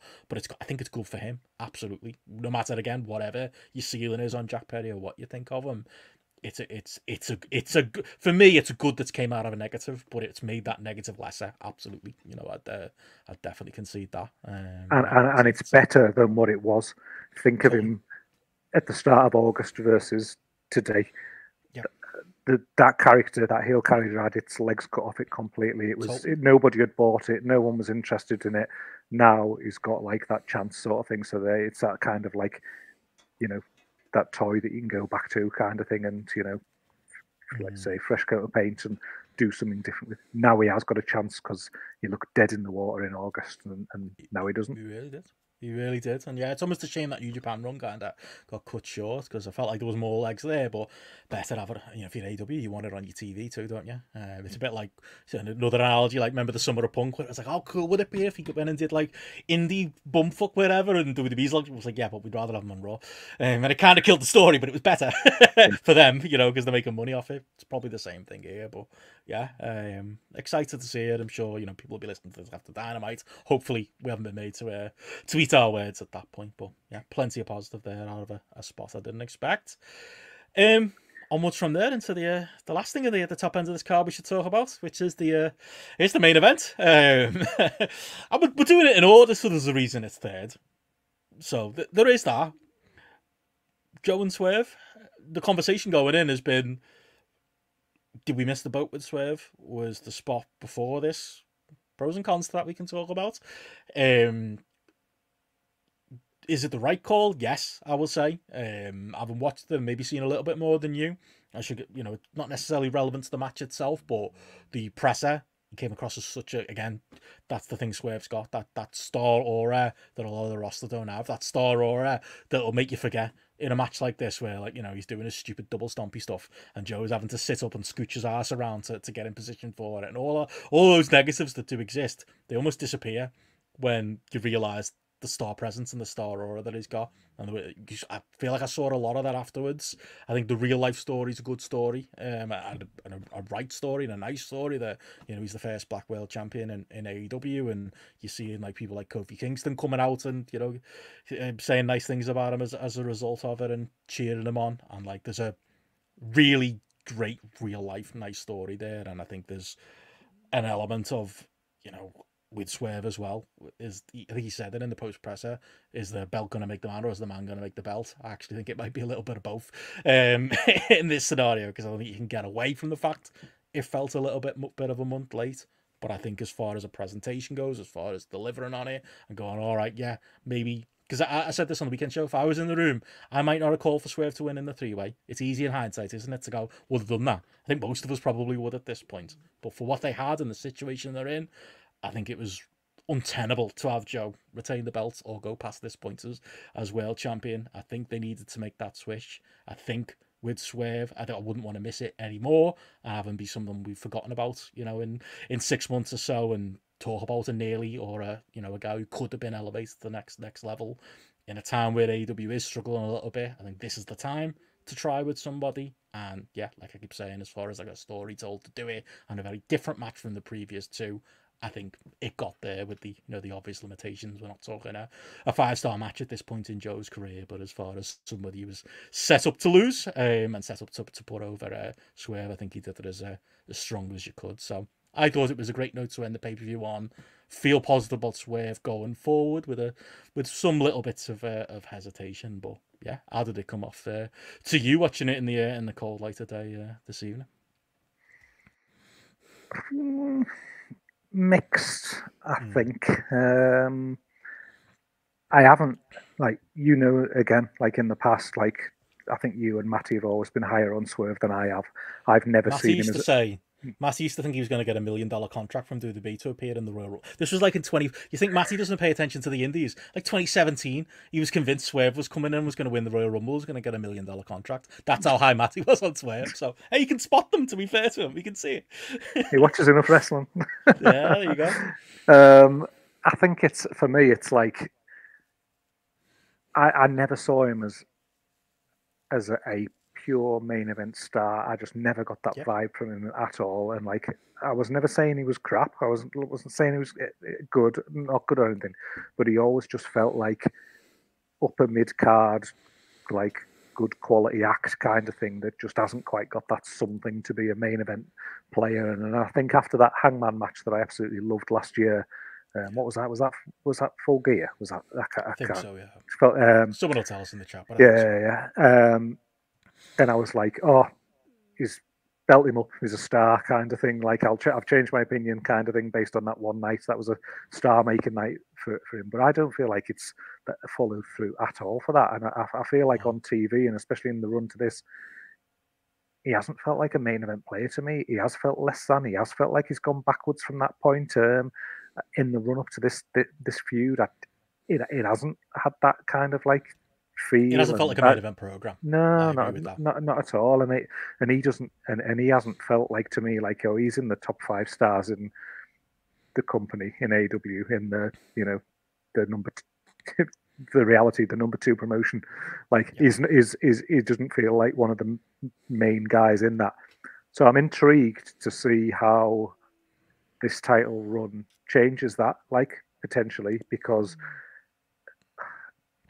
I personally wasn't sure that they should pull the trigger on him at this point. I was kind of half open for something with Hangman again, maybe to just kind of like elevate it through, and maybe I know it's been done, but it just felt a bit like, if you're putting the belt on him now, it's a little bit CM Punk's first world title reign kind of feel to it, or something like that. The whole, I'll say it often, you're the champ, but you're not really kind of thing. And like, even like with this, like, I know we're doing the top 3 matches in order, but it's the 3rd match on the list for a reason. We weren't chomping at the bit to go straight to the AEW World Title change kind of thing, and that's telling to me to some degree that wasn't the case. Like, I'm open to see where it goes, but it definitely didn't feel like, wow, this huge world title kind of like change, crowning moment to me, or anything like that. And then when you talk about like the belt making the guy, or the guy making the belt, and things like that, I think this feels to me like this is a run where if you do want to make Swerve that star, then you've got to line him up and you've got to let him beat them and you've got to let him beat them properly kind of thing. And you've got to make him feel like a star. And then maybe in 12 months, you have got somebody who feels like they're absolutely at the top of the card, but based on the crowd and reactions and everything like that for this entire show, there was people who were more over with the crowd. There's people who felt like the number one guy in the company, you know, significantly more than Swerve at this point as well. So, we've got about I'm still like that. I was fantasy booking in the run up to this, and I was like thinking, oh, it'd be great to see like Joe win, Danielson take it off Joe, and then Ospreay take it off Danielson in the rematch at Wembley. That felt like that's big guy stuff kind of thing. Like that, you know, Danielson Ospreay rematch. I'm almost looking at this now and I'm thinking, does Swerve Ospreay for the belt at Wembley have the same feeling to me? Does it feel like this match that would be as big and things like that? Right now, it doesn't, and it almost feels like Ospreay should win the belt at Wembley, but now it's on Swerve. I don't want that to happen. I want Swerve to have a good 9 months, 12 months as a superstar building title run. So I don't know. Maybe it's a me thing.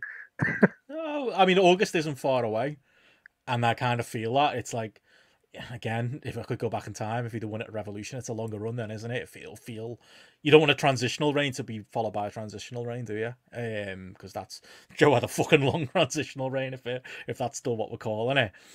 And it reminds you, like Will mentioned Tom Martin in the chat before, and he was saying about like how, you know, Swerve's had an uphill battle like since Revolution, because, well, you know, it's supposed to be the world title that he's going for. It's supposed to be this big moment, but you've got John Moxley knocking around with a world title. You got Will Ospreay and Bryan Danielson fighting over who's the best wrestler in the world.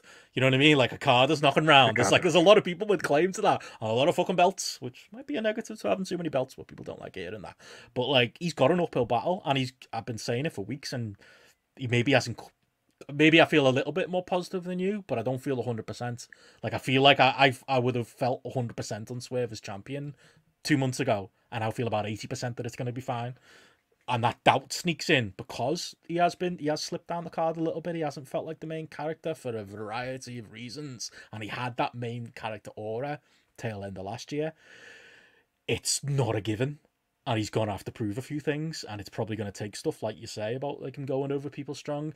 If anything, and again, I don't want to date the podcast, it's going to take Hangman coming out on Dynamite for me, like, and reigniting that red hot feud, because that's kind of been, and it's a bit worrying, to be honest. That adds to my 20%, like a little bit of doubt of like, fuck, without Hangman there, has he felt like the main character? Was it their hate that was like driving it?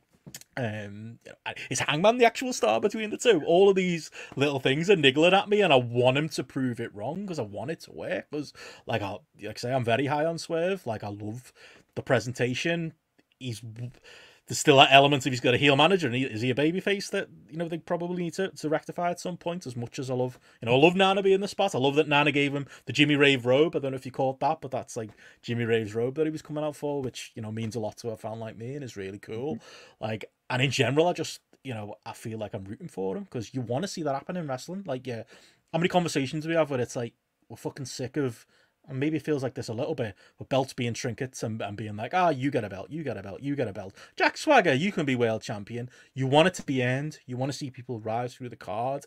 And even though there's misgivings there, like, you know, as far as sticking this landing, Swerve is someone who you can categorically say has risen through the card. I don't think of him as the same human being as I remember seeing on the indies over here, or doing the dance-off with Ospreay and WXW, you know, the skinny bloke in bikers.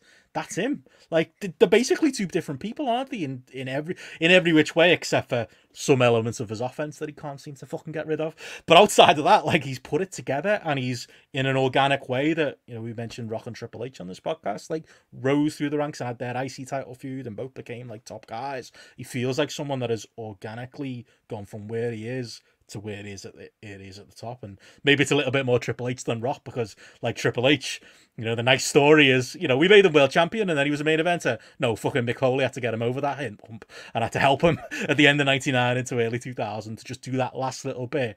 It's not quite that, but he needs to do that last little bit. But I'm rooting for it because I've experienced that, and it's exciting to see somebody put it together. It's exciting to see somebody go, to be a main eventer, I have to do this, this, and this. Well, fuck it, I'm gonna do it. Like, I'm rooting for him, and hopefully it's going to pull off. But I'd be lying if I said I was 100% like I was 2 months ago. Yeah, and that's it. Like, I'm in the same boat. Like, I want to see him succeed because there has been enough elements to the character, like throughout the Hangman stuff, that I've come across as really different, and I've come across as really like cool and compelling and things like that. That's shown that there's layers and there's depth there to what he can do. It's all about now is AEW giving him the opportunity to just build on that and like develop on that in the next few months. And that's where I get shaky, like, because I think I don't trust that if they haven't been able to do it between the Hangman match and the world title win, then how on earth are they going to do it like around a world title picture that then, like you say, you've got Okada holding the belt, you've got Will Ospreay as somebody who feels like the 10 out of 10 biggest star on the show at the minute and things like that as well. He's got all these other conflicting factors that fit around him with these other big pay-per-view events where, at Wembley, Will Ospreay is going to be the biggest star in the building that day, and that's just a fact because we were surprised how over he was last year. Never mind now that he's on AEW TV week in, week out, feeling like he's over with the American crowds as well and having this level of match. So there's things like that to contend with, the environment around it. But I hope he does. I hope they give him the ammunition. I hope they build him because we always need more pure stars in wrestling, and kind of give somebody that opportunity to build on what he's got in the locker. Then it's only going to be good for AEW and like wrestling as a whole, really. Definitely, and not lost on me as well. Look, like it's a Black World Champion as well that haven't been. AEW, this is their first Black World Champion. WWE haven't done a great job with that. Like, its representation is important, and it's important that it's the right person when it happens as well. And I think it's the right person with Swerve too, and that, there's an absolute, game changer there for a lot of people and a really important thing that needs to happen in wrestling. And hopefully AEW are going to do it justice too and pull their end of it, because I think everyone's rooting for it to work. And to the point, I mean, anything on the match itself more, like, we haven't really kind of skated around it really. It was fine. Joe did his job. Felt like the finish got fluffed a little bit. I felt like when Joe was on the corner, like I saw a couple of people say this, but like I think it's definitely true. I think Swerve was supposed to double stomp him there and kind of jumped over him, and then had to come back and do the powerbomb. Maybe we'll find that out in future. It was a bit of a rough finish, but they told the story of a struggle well, and it did its job while being very, as Will Cooling's commenters on screen there, very typical of Joe as world champion in 2024. It's Joe. He's kind of reputation and poise and character, and it's a work really that Joe is the best wrestler in the world in a lot of ways. He's on the tail end of his career, and this is the type of job he can do for you here, like a utility job rather than a 5-star match. Yeah, it was a very functional. It was a functional meat and potatoes match, wasn't it?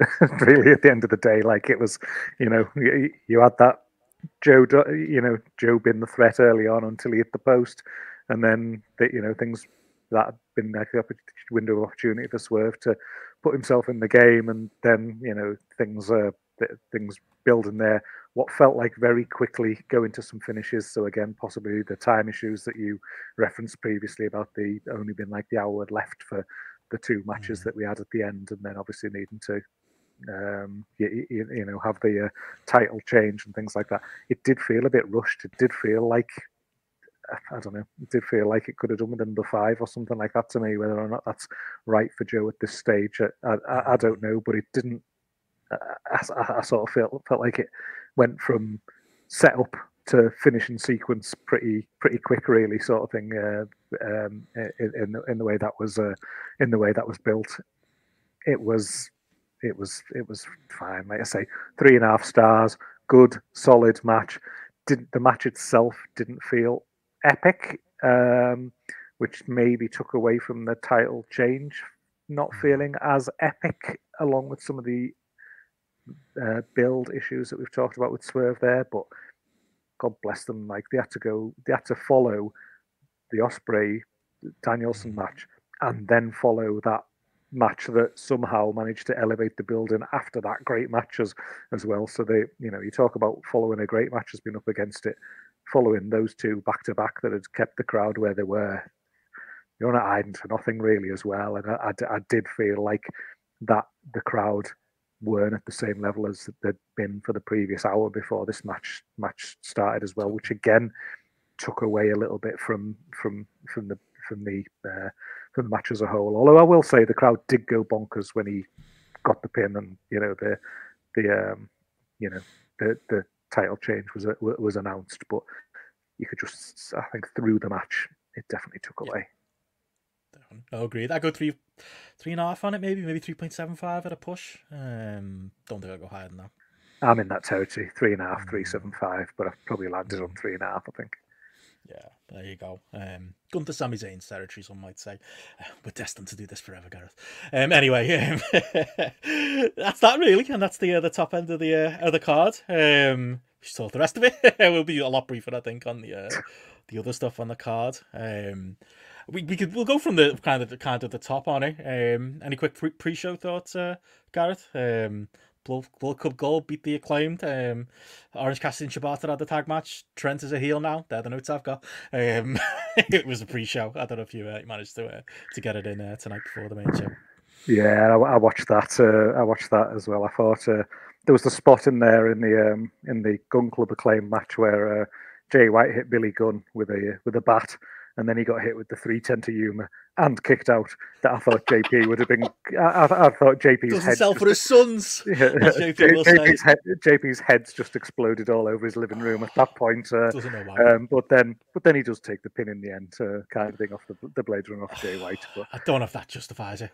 Like I don't know if I know you're not saying it does, but I don't know if that justifies like what he did to him in the singles match on Dynamite, and just generally how fucking lacking of just awareness of the fact that, mate, you Billy Gunn, you were the one Billy Gunn 22 years ago. Like, you were done 20 years ago being fucking generous.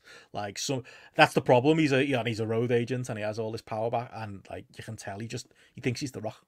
He thinks he's like, I'm big, therefore yeah, I should get some offense, I should get some spots, I'm over. No, mate, you should be taking all of the fucking pinfalls and you should be selling. We should just be ignoring the fact that you're fucking gigantic. It's bad. I am glad Jay got the pin in the end, but fuck me, it was in a battle for him to get there, and we should just all move on at this point. Like, I don't want to see these fucking teams ever have a match again. I don't want to see fucking Matt Caster again. Like, what happened to him? Like, I used to enjoy his raps. Like, he just something very unlikable about him at this point. You're supposed to be a babyface, and I know a lot of it's like this fucking Twitter gimmick that he's got going, that he's like he's going to say things that you're not supposed to say. But like, just get him off my TV too. To be honest, I know they're over, so it's not going to happen. But yeah, sick of this. They used to be over. I don't think they're as over as they once were. I'm all for, let's use this as a vehicle to get the Anthony Bones single run, because he's clearly the better out of the two guys, kind of thing. So here we go. Let's have a Caster heel turn here or something like that, and let's forget all about 6-man belts. And luckily we've only got one set that we need to think about anymore as well. So we don't need to see these manufactured 3 lads deciding to suddenly like tag together and go after some titles after they've beat nobody anymore and things. Hide it away on Ring of Honor TV, but try and flip them belts as quick as you can, because it's just sad to see Jay White here. When you think about like how good he looked towards the back end of the year when he nicked that AEW World Title, it looked good on his shoulder. He looked good in the Continental Classic. Did a thankless job against MJF. To a certain point there.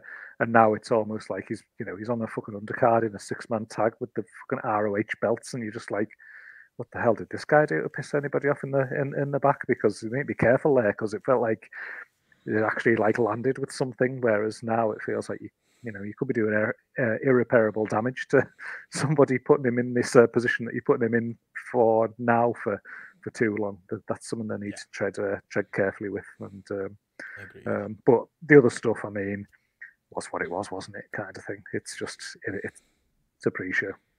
Trent is a heel. Nice little act that you can just bury on ROH, and I don't need to see on telly. Like, there's no money in Trent or Chucky. I'm sorry, I can't take them seriously. I've seen their fucking show on High Spots. I know they're just having a laugh. Like, they're not arsed. Why should I be?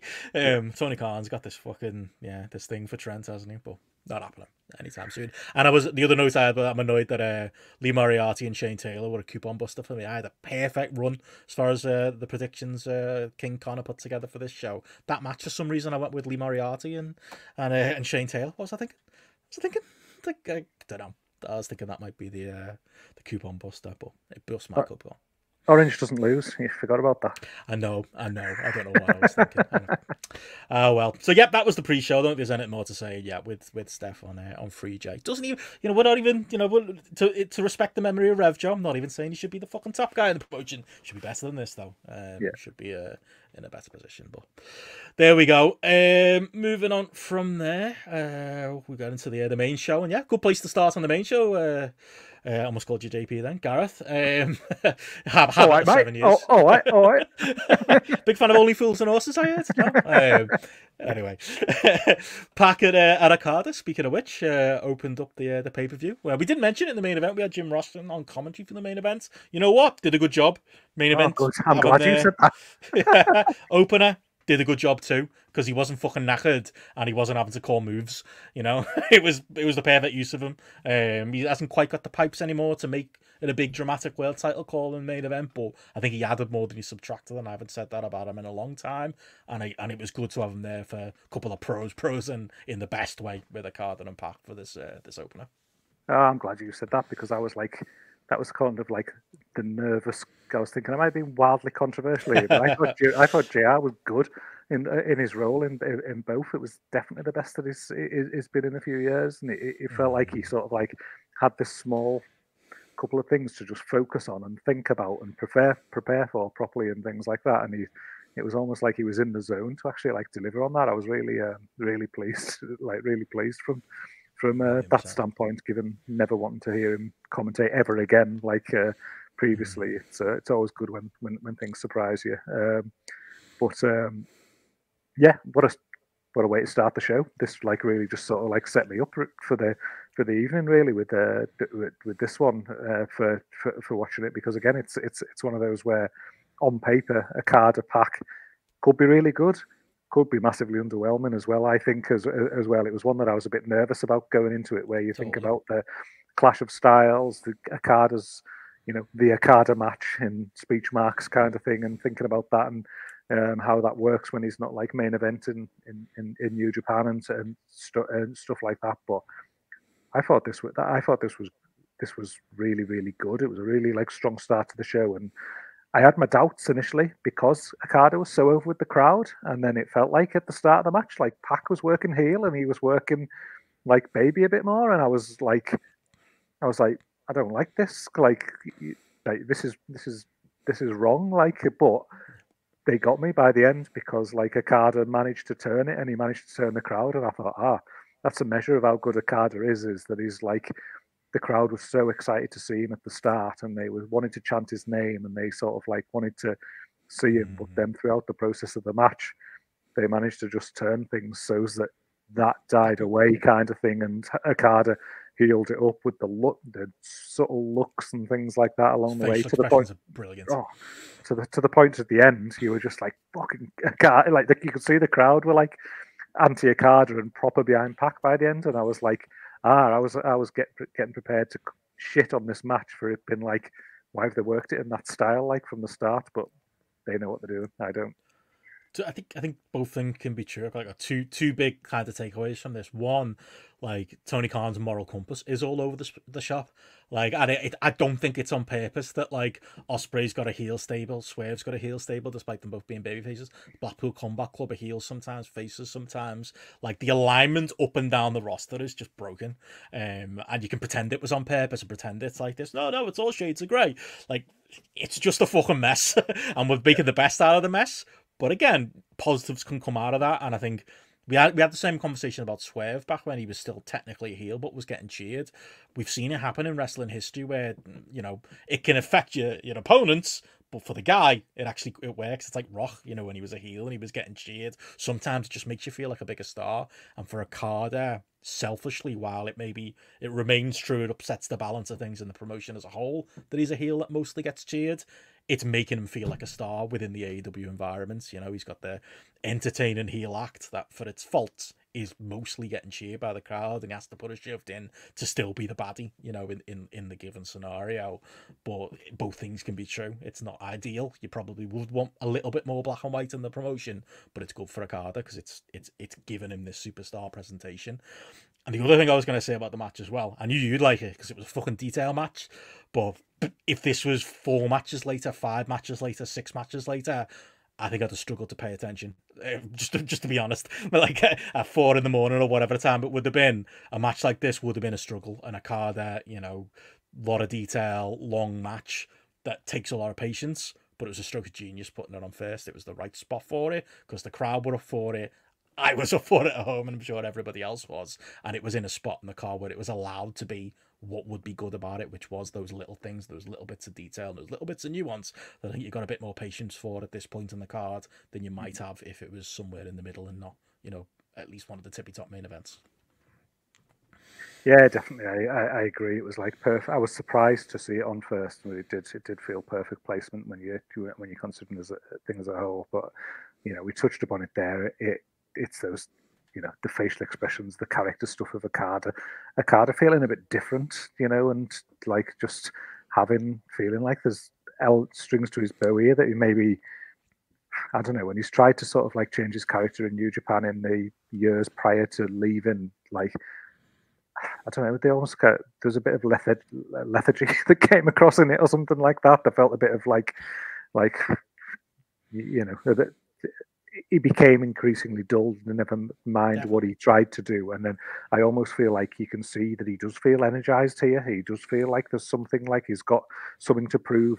He's kind of like enjoying the environment and feeling like that he can be somebody different. And the fact that he has got to try and be somebody different to appeal to a different audience and a different crowd. And like you say, the facials here, like when he DDT'd Pac off the guardrail and he just sort of like, he was like laughing his head off. Like I was laughing my head off at home. Like I was like, what a twat! Like I love it. Like the finger on the Rainmaker pose. How good was that? Like credit to the cameraman and production for nailing that. Like the little zoom in when he did the finger instead of the pose. Brilliant. Oh, like 100%. And but then I think there was one as well, like later on, where he was like gouging Pac's eyes and then just giving a little like smile, shit-eating grin smile to the crowd as well. Just perfect. Totally just turned them over the course of the match. But I think this was good as well, because it was a match where obviously Pac lost, but it, to me, felt like a bit of one of those like you lose and you win kind of thing, because like I thought he looked great here, and then I thought the crowd reaction to him at the end was absolutely fantastic as well. And you know what you get with Pac, you know he's like plug in and play, isn't he, kind of thing. You know he's going to go out there and perform at a certain level.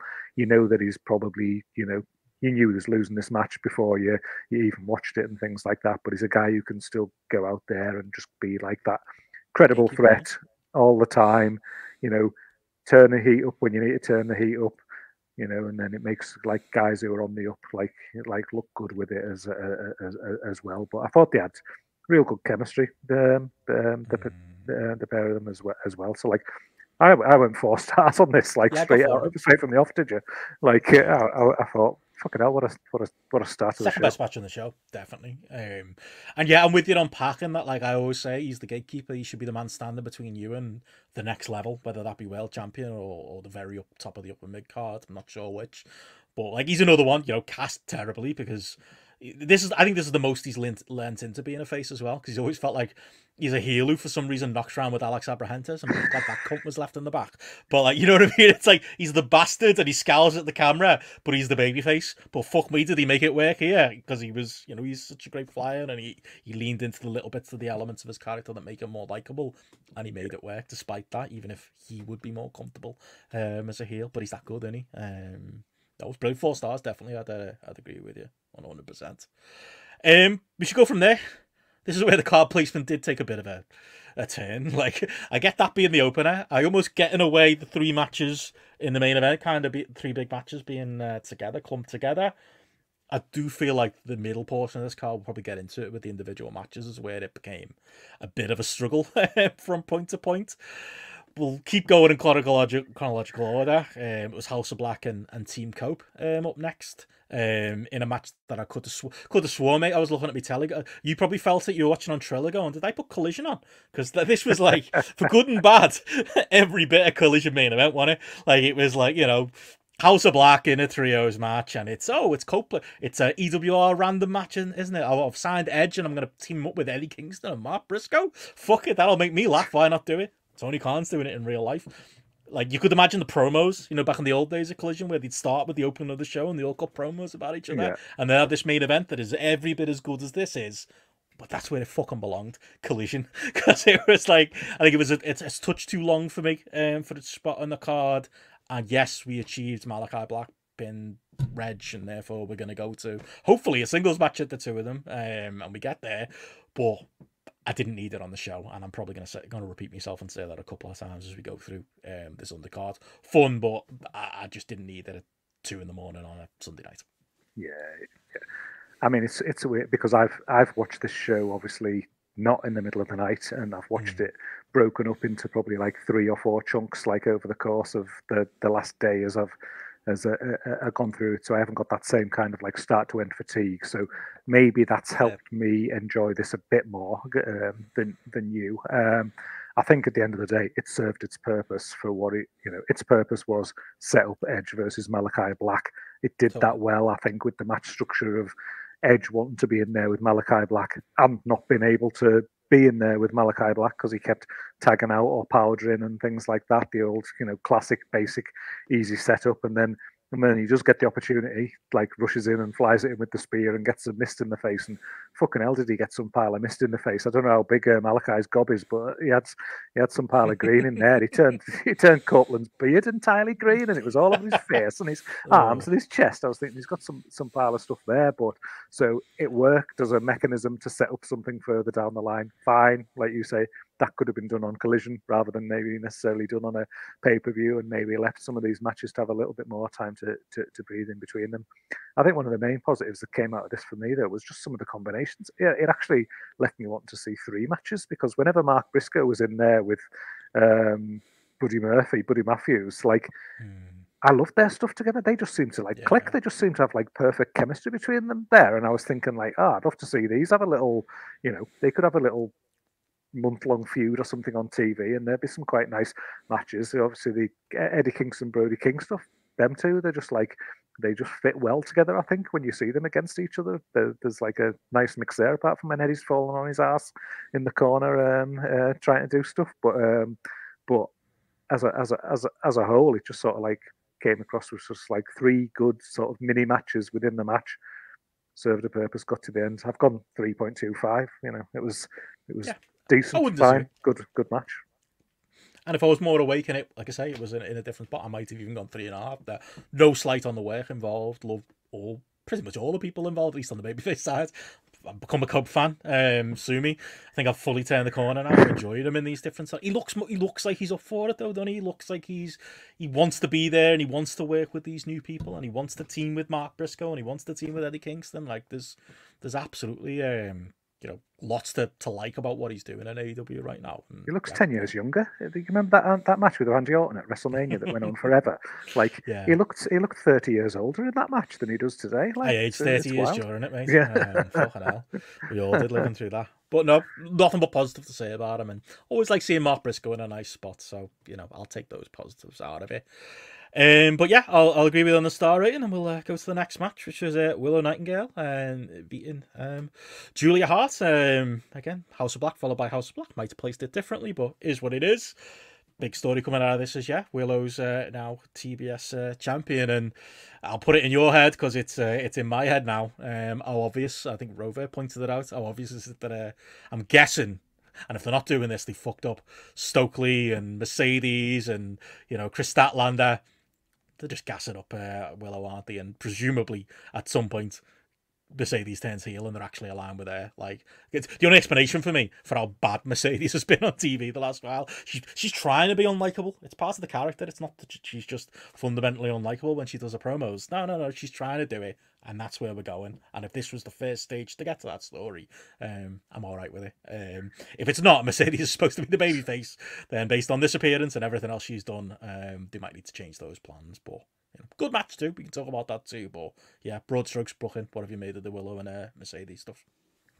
Well, if it does happen, I'm going to be doing a lap, because I'm pretty sure it was on that show where you weren't around and me, Matty, and JP did Spotlight, where I said Stokely needs to turn heel and become the voice piece for Mercedes on that. So I'll be saying I was in there early on that one if that does happen. But I think it clearly does need to happen. Like, again, I don't need to go over to old ground too much, but she's never been good on the mic. Never, No. at any point in her that. career, I got she's wrapped been up in it. awful on the mic in AEW. Even the backstage stuff where it's more produced and stuff like that, not come across well. She needs a mouthpiece, and Stokely's been better recently in this role than he has in any other role in AEW, and he just seems like a natural fit at this time to go with her and make the act better. And I think that's always something that's, when you're putting a manager with somebody, there's got to be that, it's got to be that objective of making the wrestler look better. And I think Stokely can definitely do that for her, and definitely do it within this environment where,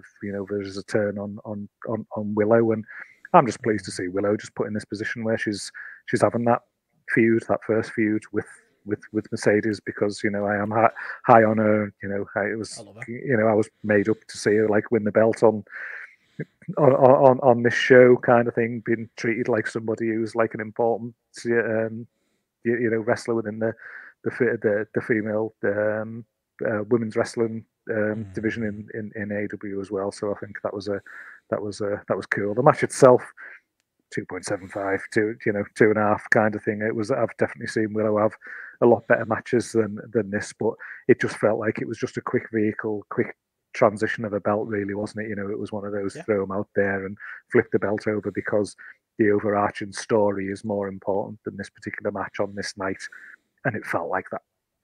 So yeah, I got probably say the same. I probably go 2.75, and yeah, agreed on Willow again. She was another one in the post presser. She came across really well. I literally went on Instagram and followed her. I was like, I want to be your mate.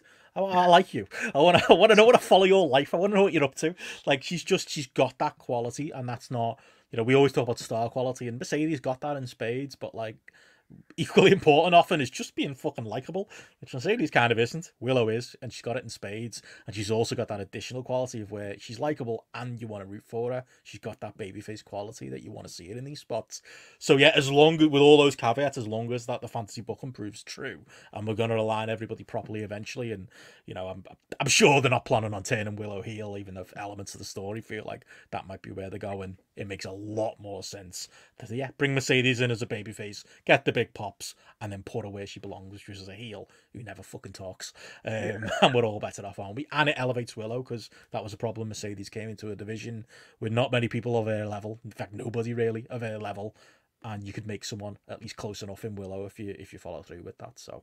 And Willow can work. She's with the right, like the matches she had with Athena, like really good. Like, so she's somebody who she can definitely live up to it in ring as well. And I've definitely said on here before, like, she's AEW's Bailey, or she should be AEW's Bailey from like the NXT thing. That you've got somebody who's actually like a saccharine sweet kind of like baby face who you can actually want to win, kind of thing, and root for and things, and they're not nauseating with it and stuff.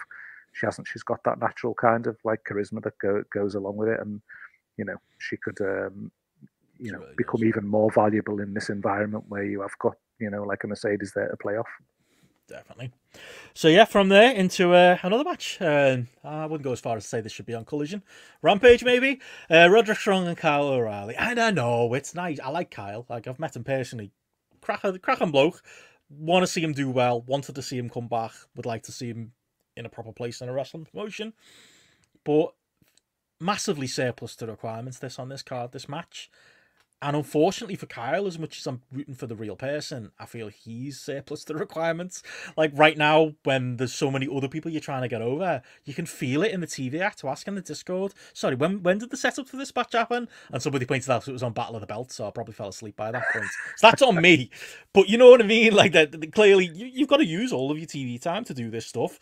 But clearly, TV space is at a premium, and it's very obvious Kyle O'Reilly hasn't really had much, proper centerpiece television time, for a reason, because there isn't that television time there to do it with. It was a good match. Like, that was the minimum. Of course it was going to be good. Like, I say all that to go, again, if this was on Rampage, I might have gone 3.5 to 3.75 with the quality of work that's in there. And I'll probably stand by that here. It was just a lot to go on this pay-per-view, and I don't think they did the lads a service and made this a pay-per-view worthy match to get us there either. But if you want to talk about the work first, go for it, because the work was really good.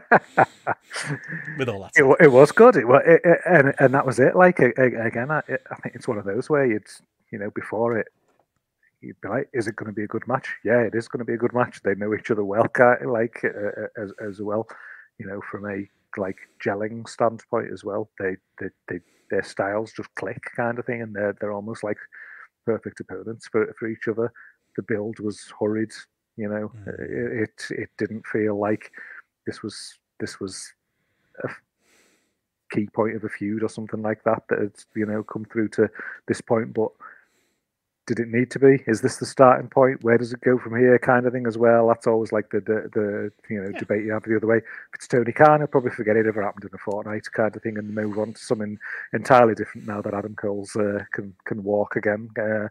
There's a different route that he's probably going to take with it. But the match itself, I just really enjoyed it. I'm not a big Roddy Strong guy, and I'm not a big Kyle O'Reilly guy. Like either of them, like people, I almost feel like there'd probably be two wrestlers who people would maybe think that I would be really into. But signs, yeah. But I'm not like for neither of them. I've Kyle O'Reilly's striking's always been like a big letdown and put off for me, and then like I've always just found like Roddy just a bit dull, really, and a bit too like within that style of wrestling, not doing enough. Like within it, it almost been a bit smoke and mirrors from what it is. But I just love the contrast here. Like obviously you're getting a million backbreakers when it's Roddy Strong. It just meshed, I think, from where he was his offense. I think because Kyle O'Reilly used kicking more than he did like striking.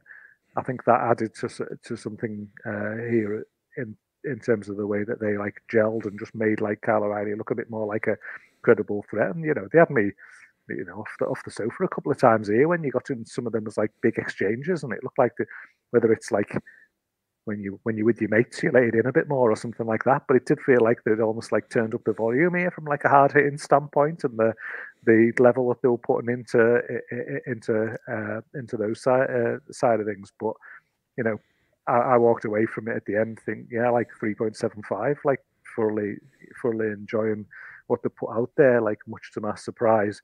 But did it leave me wanting more?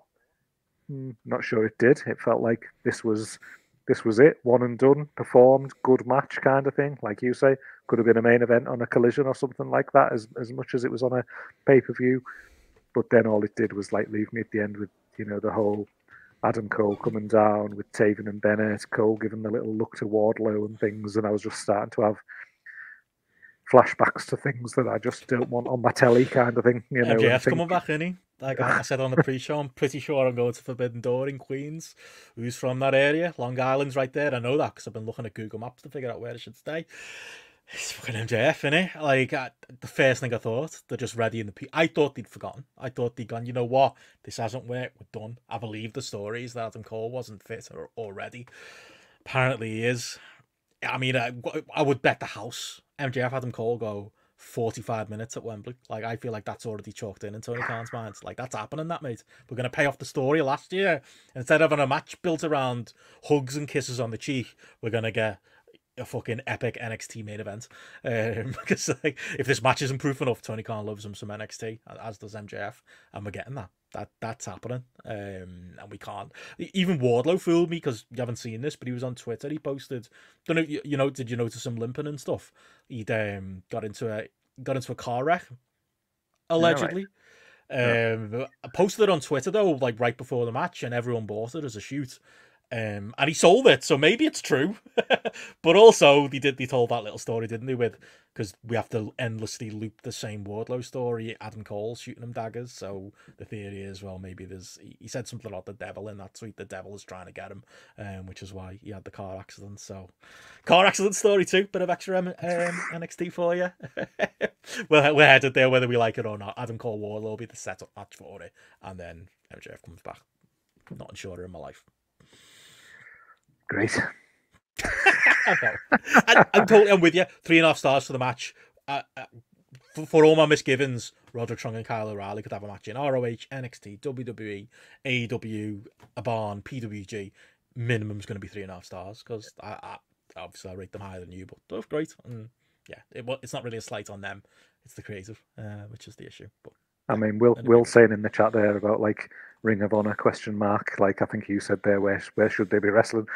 yeah, That almost feels like there you go in isolation, pluck them out of AEW and just make them centerpiece characters there who've obviously got that association. And okay, it's not new, but they could be the bedrock of something there that is a standalone promotion that there's a reason for people to watch if the worlds aren't bleeding into each other. But unfortunately, we've got horrible worlds bleeding into each other now that Adam Cole's up and running again.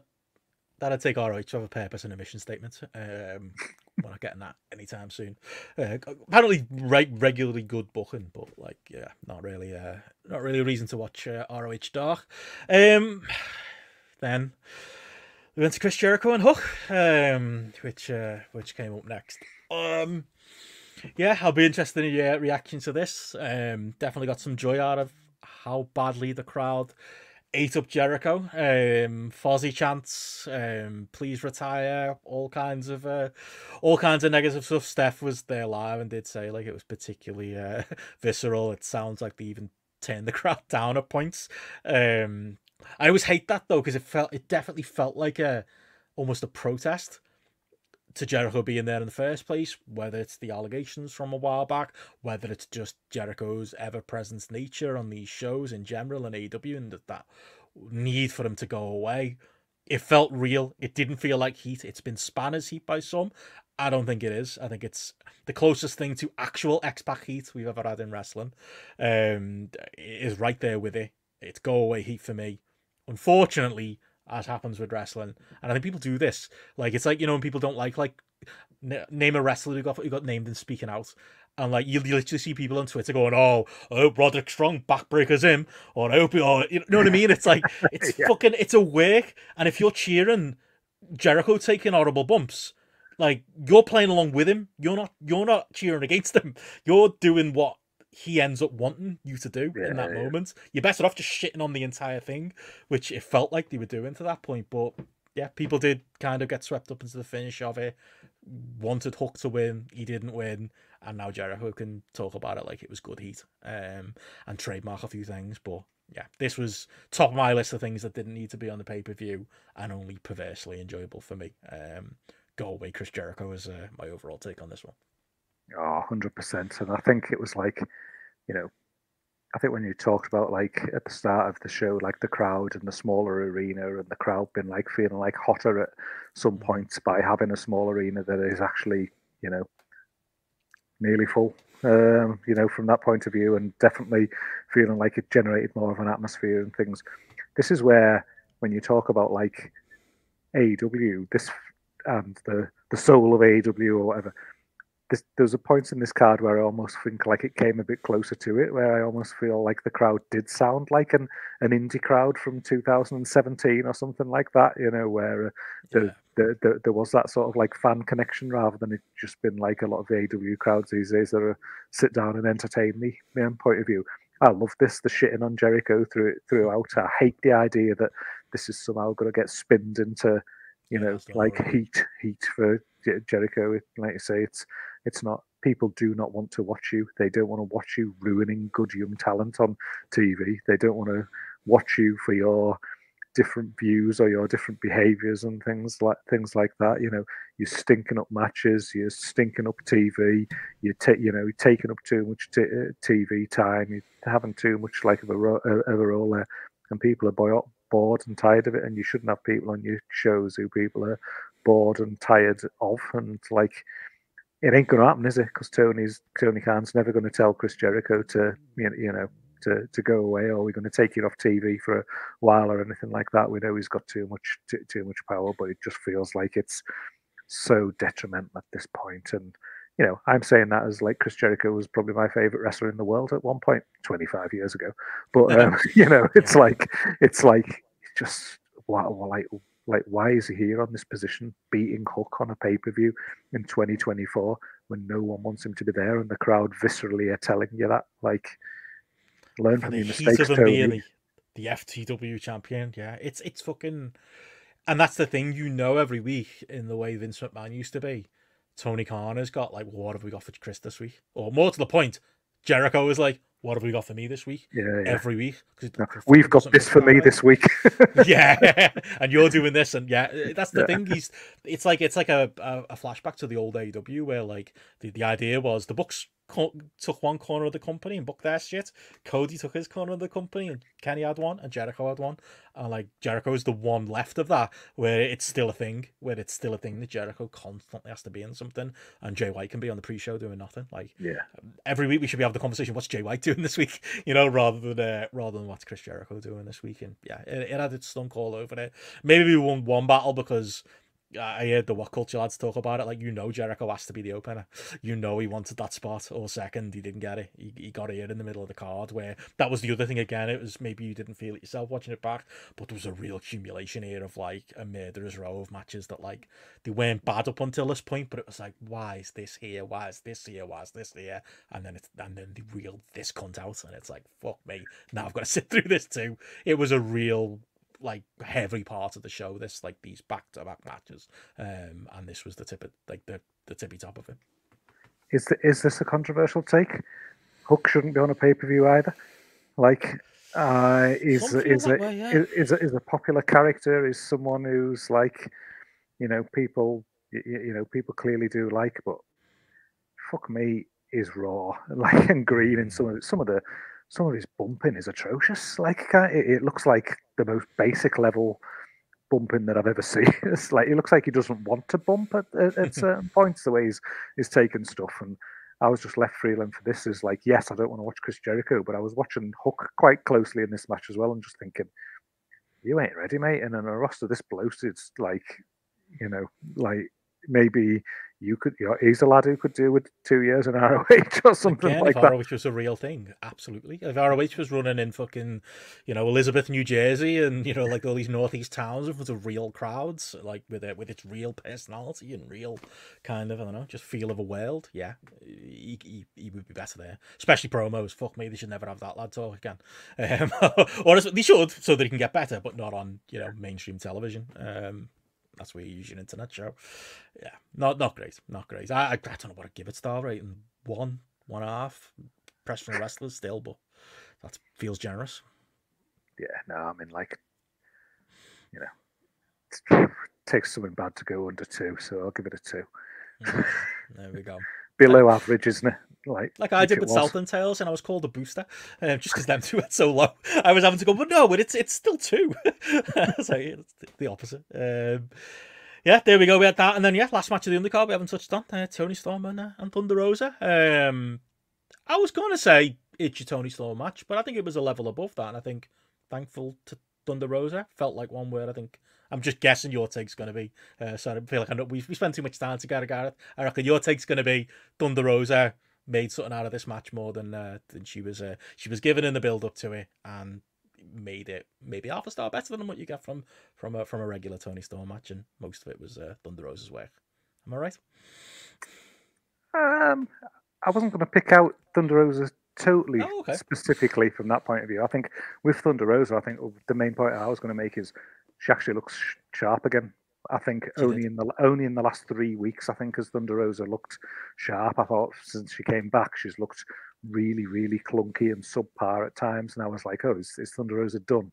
Kind of like, is she just finished now? Kind of thing as an entity. But I think performances that I've seen in the last sort of 3 weeks, I've like no kind of thing. I thought she looked great for the vast majority of this match. And I'll give Tony Storm credit. Like I thought. Like she played an equally strong part in this match for me personally, and I think something that I can't like hide from is the fact that I've been enjoying Tony Storm's commitment and consistency in this role that she's been doing. I think that like, whereas like last year it was a bit like this characterization on AEW, whereas like I now think that it's like she's committed to it so strongly that it doesn't feel like, this is it's like stock line for me, isn't it? Somebody playing a part. This doesn't feel like somebody playing a part. This feels like it's her character. This feels like who this is, kind of thing. And I think like it's gone past that initial cringe, and I think it does stand out. I think it does feel like it's kind of like elevated the women's division, oddly, kind of thing. As like I feel like it's become more of a prominent featured part of the television. I think that this match felt like it had a bit more juice to it than some other matches on the card as well. It felt like a bit more important from that standpoint as well. And another element to it, the crowd were into it. The crowd were really into this guy, you know. And again, I think that's it. How many women's matches do you see on pay-per-views where it's like, okay, it's go and get the beer time, or we're going to sit here on our hands? The crowd were fucking all over this, and you know, I think there was just some. I just thought there was some like great work between the two of them, both just in terms of there was some good spots where there was like the trading of Germans and things like that came across quite well. I thought that there was an aggressiveness to the match from both of them, which again just like felt like it really added something. There was just things like the DVD on the apron by Thunder Rosa. Again, that looked like that was like a really big sort of cool spot. There was that fisherman suplex by Tony Storm for a near fall on there as well. That was something that was good. I just thought they meshed together quite a nice match here with some good big spots, some big moves that were well executed, good character work, and it also had a Texas Cloverleaf in it, so it gained an extra half a star for me as well on that. So all in all, I was made up with this as a whole. I like proper enjoyed it, and it was a nice sort of feed into what would come. Yeah, I go 3.75 on it. I agree with kind of everything you said there. Really, it was a nice change of pace from what it came before it as well. But yeah, for me, it was Thunder Rosa that made the difference. It made me just think, yeah, I'd like to see her get a little bit more creative behind her and just a little bit more of a push behind her. And there's plenty that you can do with her. But there's a couple of women like that in the women's division that seem to disappear quite often from TV, including a couple of your favourites. The proper the crowd proper ate that. There was like when Tony hit the German, and then she did the hip attack, and then she hit the Storm Zero, and Thunder Rosa kicked out very, very late at like 2.99999. Like everyone fucking bit that. That was brilliantly done. Like the timing, the setup for that was. Did you feel like when Tony had the finishing Strong Zero power driver, like it felt like Thunder Rosa was rolling into another one, and they were going to do like a second one? Because I love the finish. I think that would have maybe gave her even a little bit more, because I think she got quite a bit getting that kick out, and then it taken pretty much made a death kill to finish her off. It almost felt like they were going to that. I would have liked that, but yeah, can you do that when there's no guarantee she's going to be on TV next week? Probably not. Yeah, that's it. She was challenger of the weekend. Yeah, obviously the Mariah May thing is the story they're obviously mostly trying to tell. So we'll see. But yeah, that's it really as far as matches go. So yeah, really enjoyed that too, and yeah, overall enjoyed the show, mate. Plenty of negatives too, but mostly positives. So therefore the feeling's back, and we're for 8 of these a year now, are we not, Gareth?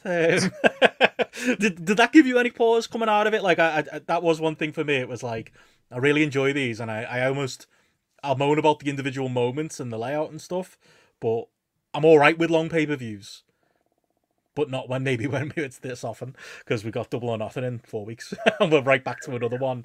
It's going to be a lot, I think, to expect the audience to give us these very stuffed pay-per-views all year, and we're getting towards it almost being monthly at this point. Yeah, I mean, I feel like we're in test audience ground a little bit, kind of thing, with the increase in pay-per-views. I definitely think it's something that can improve their booking as a whole by having less gaps between the number of pay-per-views. So it means that they kind of have to tell tighter storylines more quickly. Evidently, they haven't done that in the build-up to this, from what we were talking about, from the build in some of these areas. But I'm prepared to give them a little bit of leeway still, in that it's still almost like early ground of a new way of doing things. So I'm hopeful that the increase in pay-per-views will improve the booking overall. But if that's the case, just knock an hour off. Could easily knock 2 matches off this card, couldn't you? Easy. No problem at all. And it doesn't matter that they're there. Nobody bought this pay-per-view because Chris Jericho was taken on Hook, or because Kyle O'Reilly was taken on Roddy Strong. And I understand the pacing of a show and things like that, but there was enough mid to lower level stuff on this show that you could have still spaced stuff out and like pace things accordingly without the need for those. So yeah, I won't be sitting up all night to watch any of these anytime soon, especially if there's 4 matches on the card like that you're sitting there at 2:30 in the morning thinking, fucking hell, get to the good stuff. No one wants to do that. The good news for you and me is I think once we get past All In, all the pay-per-views are Saturdays for the rest of the year, but we've got first. We've got Sundays for the next 2, I think it is, and then we're back to Saturdays again, which I'll take. I don't know why that is, but tail end of the year, it's just 3 or 4 Saturdays in a row. So that's helpful. But I tell you what, I had a great time watching this. Literally strip it back. Best match I've watched in a long time. Surprise there in the Bucks FTR match. Big surprised by how much I enjoyed Kyle O'Reilly and Roderick Strong. Like, really enjoyed that. Cracking opener with Okada and Pac. Cracking women's title match there with Toni Storm and Thunder Rosa. And like you say, big crowning moment for Swerve that puts a bit of intrigue there. So all in all, you look at it, yeah, there's an hour there that you could take out, but I'll take 3 hours of, if you come back to what I was talking about early on, 75% of the card there that I've got big 2 fucking double thumbs up on that you should be talking about the positives for, absolutely delivered on that, and it was 7,000 times better than WrestleMania. There you go. That's the thing. It's not. I don't know what was the old HBO. It's not TV. It's HBO. This is what that means. That's what this should be. And I don't know, we've gone long on the pay-per-view recap. Hope people have enjoyed it, but like I won't repeat what we say every time because I feel like I could copy and paste the section of audio from the end of the Revolution recap of like, all right, great pay-per-view lads. Now let's push on. let's just insert that generic talking point. Now let's push on. Yeah. Now I want to feel excited for Dynamite every week. I want to feel a little bit less excited for Collision each weekend. Let me feel that, please. No forced own goals. It doesn't have to be perfect. Just don't give me some of the shit that you gave me the last few weeks. I'll be happy. Sorry, I probably rattled on too long there and stretched out the review of that. But now you can just bring me up to date on all the news that I've missed while I've been on my social media blackout. Well, to be fair, we've kind of ran it all through really as far as AEW goes, and post-presser stuff. There wasn't really much at the press conference. Tony Khan again talked about the Punk footage and being happy. He used Jungle Boy as the example this time rather than the TV rating as to why that was good. Talked a bit about the streaming library. Essentially that there will be one by hook or by crook next year. At least the back catalogue, he said, will be on a streamer. So that's something he offered. But outside of that, not much else. Sounds like Kenny Omega's going to be back on the one of the Canadian Dynamite things. Winnipeg, is it? So that's new news since we did that. But yeah, not much else from Tony Khan really. Ospreay. Again, like I say, he was very much in character for bits of it, but said he's done with the Triple H stuff. He doesn't want to go back to it again, which is probably the right attitude. And that was really it. Quite unnotable post presser, really. And yeah, so as far as other stuff outside of AEW, we kind of covered it. I don't think we need to go over Rampage and Collision at this late point. I would say if you're gonna go back, the Blackpool Combat Club Bunkhouse Brawl was for like the negatives in the book, and it doesn't really. Bryan used to gusher basically on the day before this work rate match, and it clearly had no impact on the work rate match. So it's kind of weird time to do it, but it was, I guess, just Wheeler Yuta's not back and Moxley's IWGP champion, so so Bryan had to be in the match and team with Claudio. But I think you'll enjoy that as a standalone match. I'll give it a watch. It was enjoyable. And yeah, you had me at bleed to gusher. Yeah, one of them. And I'm 0.13 in the demos for Rampage and Collision, so there's not much news there. Yeah, apparently Goldberg's never coming to AEW because it's too cheesy, as we talked about on the pre-show. So that's I think that's the other AEW note. We were fancy booking that for All In last year. All In, which by the way, apparently as the wrestlers have been told about their plans, was a news story we got this week. So maybe there's better forethought and light bulbs start become clear on Dynamite this week. I hope it's good. There we go. That's all we can hope for. Outside that, yeah, that's kind of AEW. We could talk before we get out of it. We'll keep it short enough. People came here for the pay-per-view review, and they got that in spades, mate. They'll love that. But yeah, bit of WWE news. As we jumped on you that there's been WWE releases this week. So yeah, sad to see that Seth Rollins, Drew McIntyre, Cody. No, actually, it's actually the list of names that are gone are ones that it'll be a fun game of does Gareth know this person or not. We'll start with some of the higher ones. Jinder Mahal has gone from WWE. So yeah, expecting to turn up in some kind of stable that's about how rich they are on ROH TV by the end of the year. Tony Khan won't be able to help himself. Zia Lee Via Court Bauer, Jinder Mahal. He's right down the street. Sanga, do you know who Sanga is? And Zion Quinn are all gone. And we've also added on to today. I don't think I'm missing anyone. We also have Cameron Grimes has been added to the list. Thought that one might be notable for you. Trevor Lee is out, and he I don't know. Like I mixed on him. Like there's times I've really enjoyed him, time I haven't. He put a promo on Twitter where he was essentially crying into the camera. He went full spud. I guess it, like you always say, Gareth, guess it shocked him having not been used on TV for the last year or so that he would be cut. But that's probably the headline one for me as far as like somebody they could have done something more with that they didn't, but it doesn't necessarily shock me either. Yeah, no, a lot of names there. I couldn't pick them out of a lineup, but I know that I've typed their name into a spreadsheet 12 months ago. Is pretty much how I feel about the. The Von Wagner as well. Sorry, before I forget, he's gone too. I'm sure you're devastated about that. Oh, good, absolutely destroyed by that news. But I'm interested in the Trevor Lee stuff. Like, he's the sort of. He's the sort of someone who just feels like he's just got a bit of something about him, kind of thing. Like you sometimes see wrestlers and you think like they need somebody else to do material for them. Trevor Lee's always struck me as somebody who's got his own kind of charisma, and he's had his own kind of like, especially when he was on the Indies previously and things like that, just like something a bit different, a bit of the crowd connection and things like that he has. So, he's somebody who you just quite like to see falling into some of these indie promotions and probably doing something a bit better than like a Mustafa Ali's done for some of them there. But there might be just some interesting scenarios for him. But other than that, yeah, I'm not desperate to see Zion Quinn or Jinder Mahal turn up on Collision anytime soon or anything like that. Cameron Grimes either, because I'm with you. He's someone who, like, no matter what he was asked to do in TNA or WWE, he was given a lot of daft ideas, and he always ran with them. He felt like a utility player. He felt like somebody you could get something out in your undercard. There's value there, but just not in AEW right now, unless they, have another spring cleaning and then you make the room for them. But not necessarily wishing for that either. So it is what it is. GCW World Champion. TNA, mate, will be back there. Some TNA notes on some people who've come in a minute. In fact, do you want to do that now? Let's do that now. It's the other thing. I haven't seen Rebellion as a show. Did you know that Matt Hardy turned up? Also, Mike Santana turned up. Also, Sami Callihan turned up. PCO too, but that one's less surprising. But yeah, TNA is back. Matt Hardy. Apparently, the news is that he's not. Apparently, it's like a pay date deal, which is what most people are doing at TNA. So it doesn't mean he's completely out the door at AEW. He was quoted as saying he did it to get his family on TV again, and to give him something fun to do. But yeah, Matt Hardy and TNA again. Delete.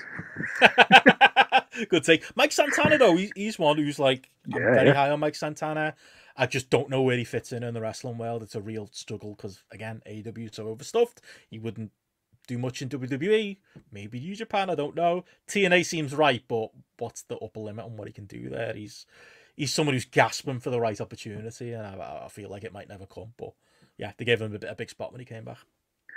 I mean, that's good because I think it's probably the right environment for him. I think especially with like the sort of the heritage there, and I think for where he's at in his career as well, it gives him the opportunity to be like top end of the cards, like really for that. And I think when you look back to some of the WrestleMania weekend shows that we watched, and some of the lads who were in and around that mix who were also like working for TNA and things, there probably is some interesting matches there that they can put on some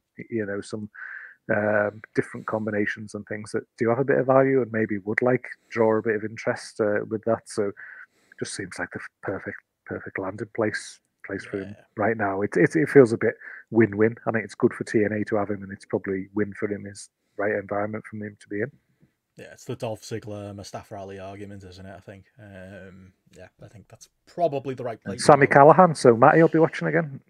He'll get his hat back on that he's got. Didn't pay for the hat. Does that shock you? Anyway, I think Gary paid for it. So yeah, they're the main happenings of Rebellion, and maybe when JP's back, we'll run through some of the highlights of the card. Not seen it myself. SmackDown and Raw happened. Giovanni Vinci got kicked out of Imperium. Gareth. It says here something like Gunther said that you're too fat to be in my stable. I think he said on commentary. Yeah, apparently he's out, and they had Axel Dieter Jr., whatever his name is now, turn on him. But they're still a stable, so presumably that might be a spot for Ilya, I would guess. Not much else happened on Raw. It was a reminder of the conversation we had earlier. That it was like, you know what? I know you don't need to at 1 a.m. on a Monday night watch 3 hours of Monday Night Raw. WrestleMania season's over, lads. That's how I felt with last night's Raw. Nothing there. Becky Lynch won the women's title in a battle royal. Imagine that was AEW. Imagine the grief. To your point, the Cornettes and the Russos, and that would get out of that.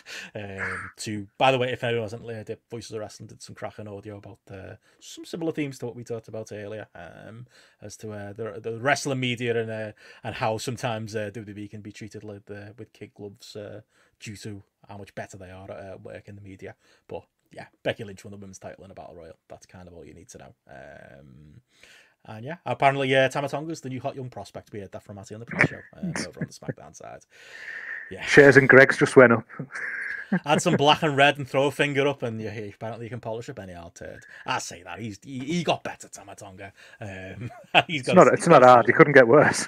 No, and apparently Jacob Fatu's coming in this week. Apparently at some point this week he's going to debut. They're doing the draft over SmackDown and Raw over the next week. I presume either if he's not there, he's involved in some kind of bloodline angle, and that's where the money is with that group. I'll get on board with the Bloodline B Team Civil War once that happens. Should bring Tim Cale in. He was Samoan, wasn't he? Yeah, the tattoo, to be fair. Yeah, there you go. I didn't think of that. It would be great. I'd be happy with that. I'd be with Matty, finger in the air, 100%. Little boxing in the corner of the ring. It'd be all right. Great celebration, that. One of the all-timers. So yeah, that's kind of it, really. SmackDown was actually quite decent on Friday, but Raw was not much going on. And yeah, outside of that, Stardom is now going to be fully owned by New Japan in June, and Jake Lee turned up at Noah. I don't know if you got any takes on either of them. Is that going to get you back into Noah?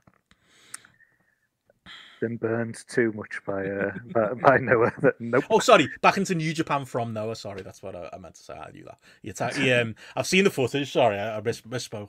He attacked Naito, and Naito looked half-arsed as they exchanged their forearms with each other while Jake Lee was dressed in a t-shirt and tracky bottoms like he was a member of the Bloodline. Yeah, don't think he's going to regret that territory. No, I was going to say it could. Not a big Jake Lee guy. It's not sucking me back into Noah, and then Jake Lee in New Japan's certainly not sucking me into New Japan. So his absence and his emergence having zero impact on my watching of Japanese wrestling overall. So yeah. Go away, heat with me. Yeah, the New Japan roster don't seem happy in general. There's been a couple of shooty kind of lines thrown at Moxley's way. Dynamite this week's got Moxley defending the New Japan title against New Japan stalwart Powerhouse Hobbs. That's a Tony Khan booking if you ever heard one. It's a distinct difference though, innit? New Japan just wouldn't do that. You wouldn't have a middling guy who doesn't really win many of his matches, who we all enjoy, having a proper title match, especially with no connection to New Japan whatsoever. Yuta Tsuji sounded off about that today. But we'll see. QT Marshall for the G1.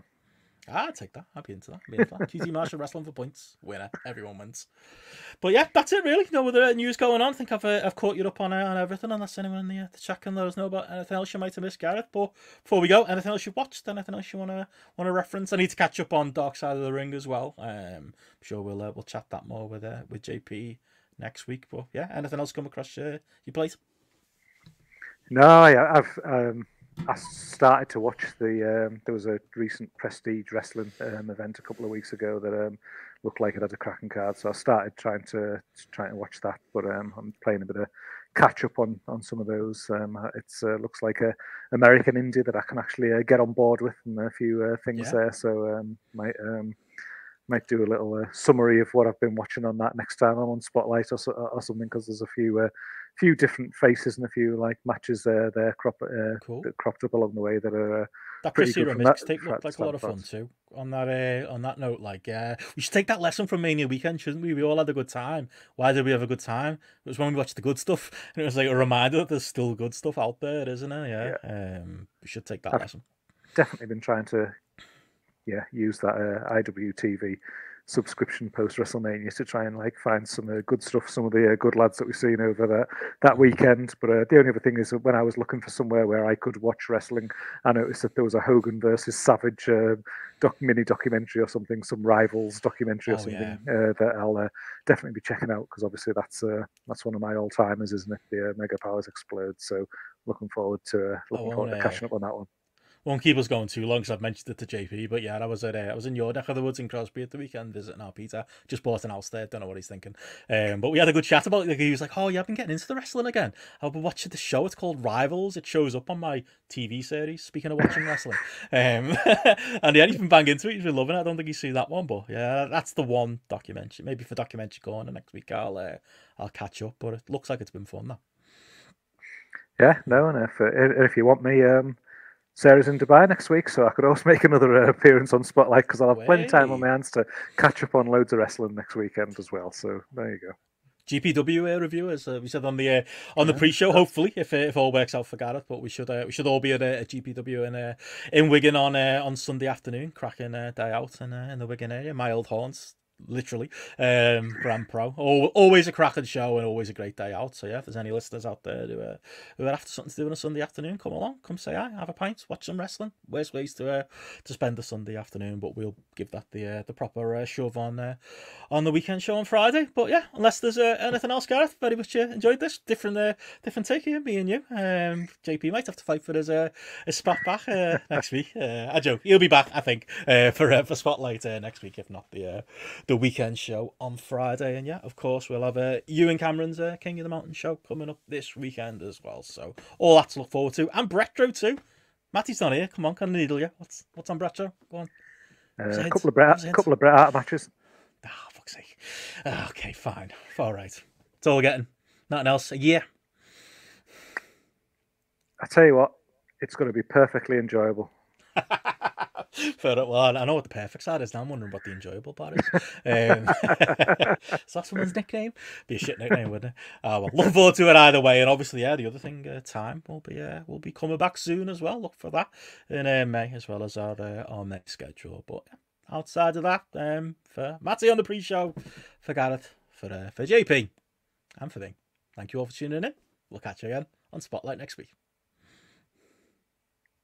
See ya.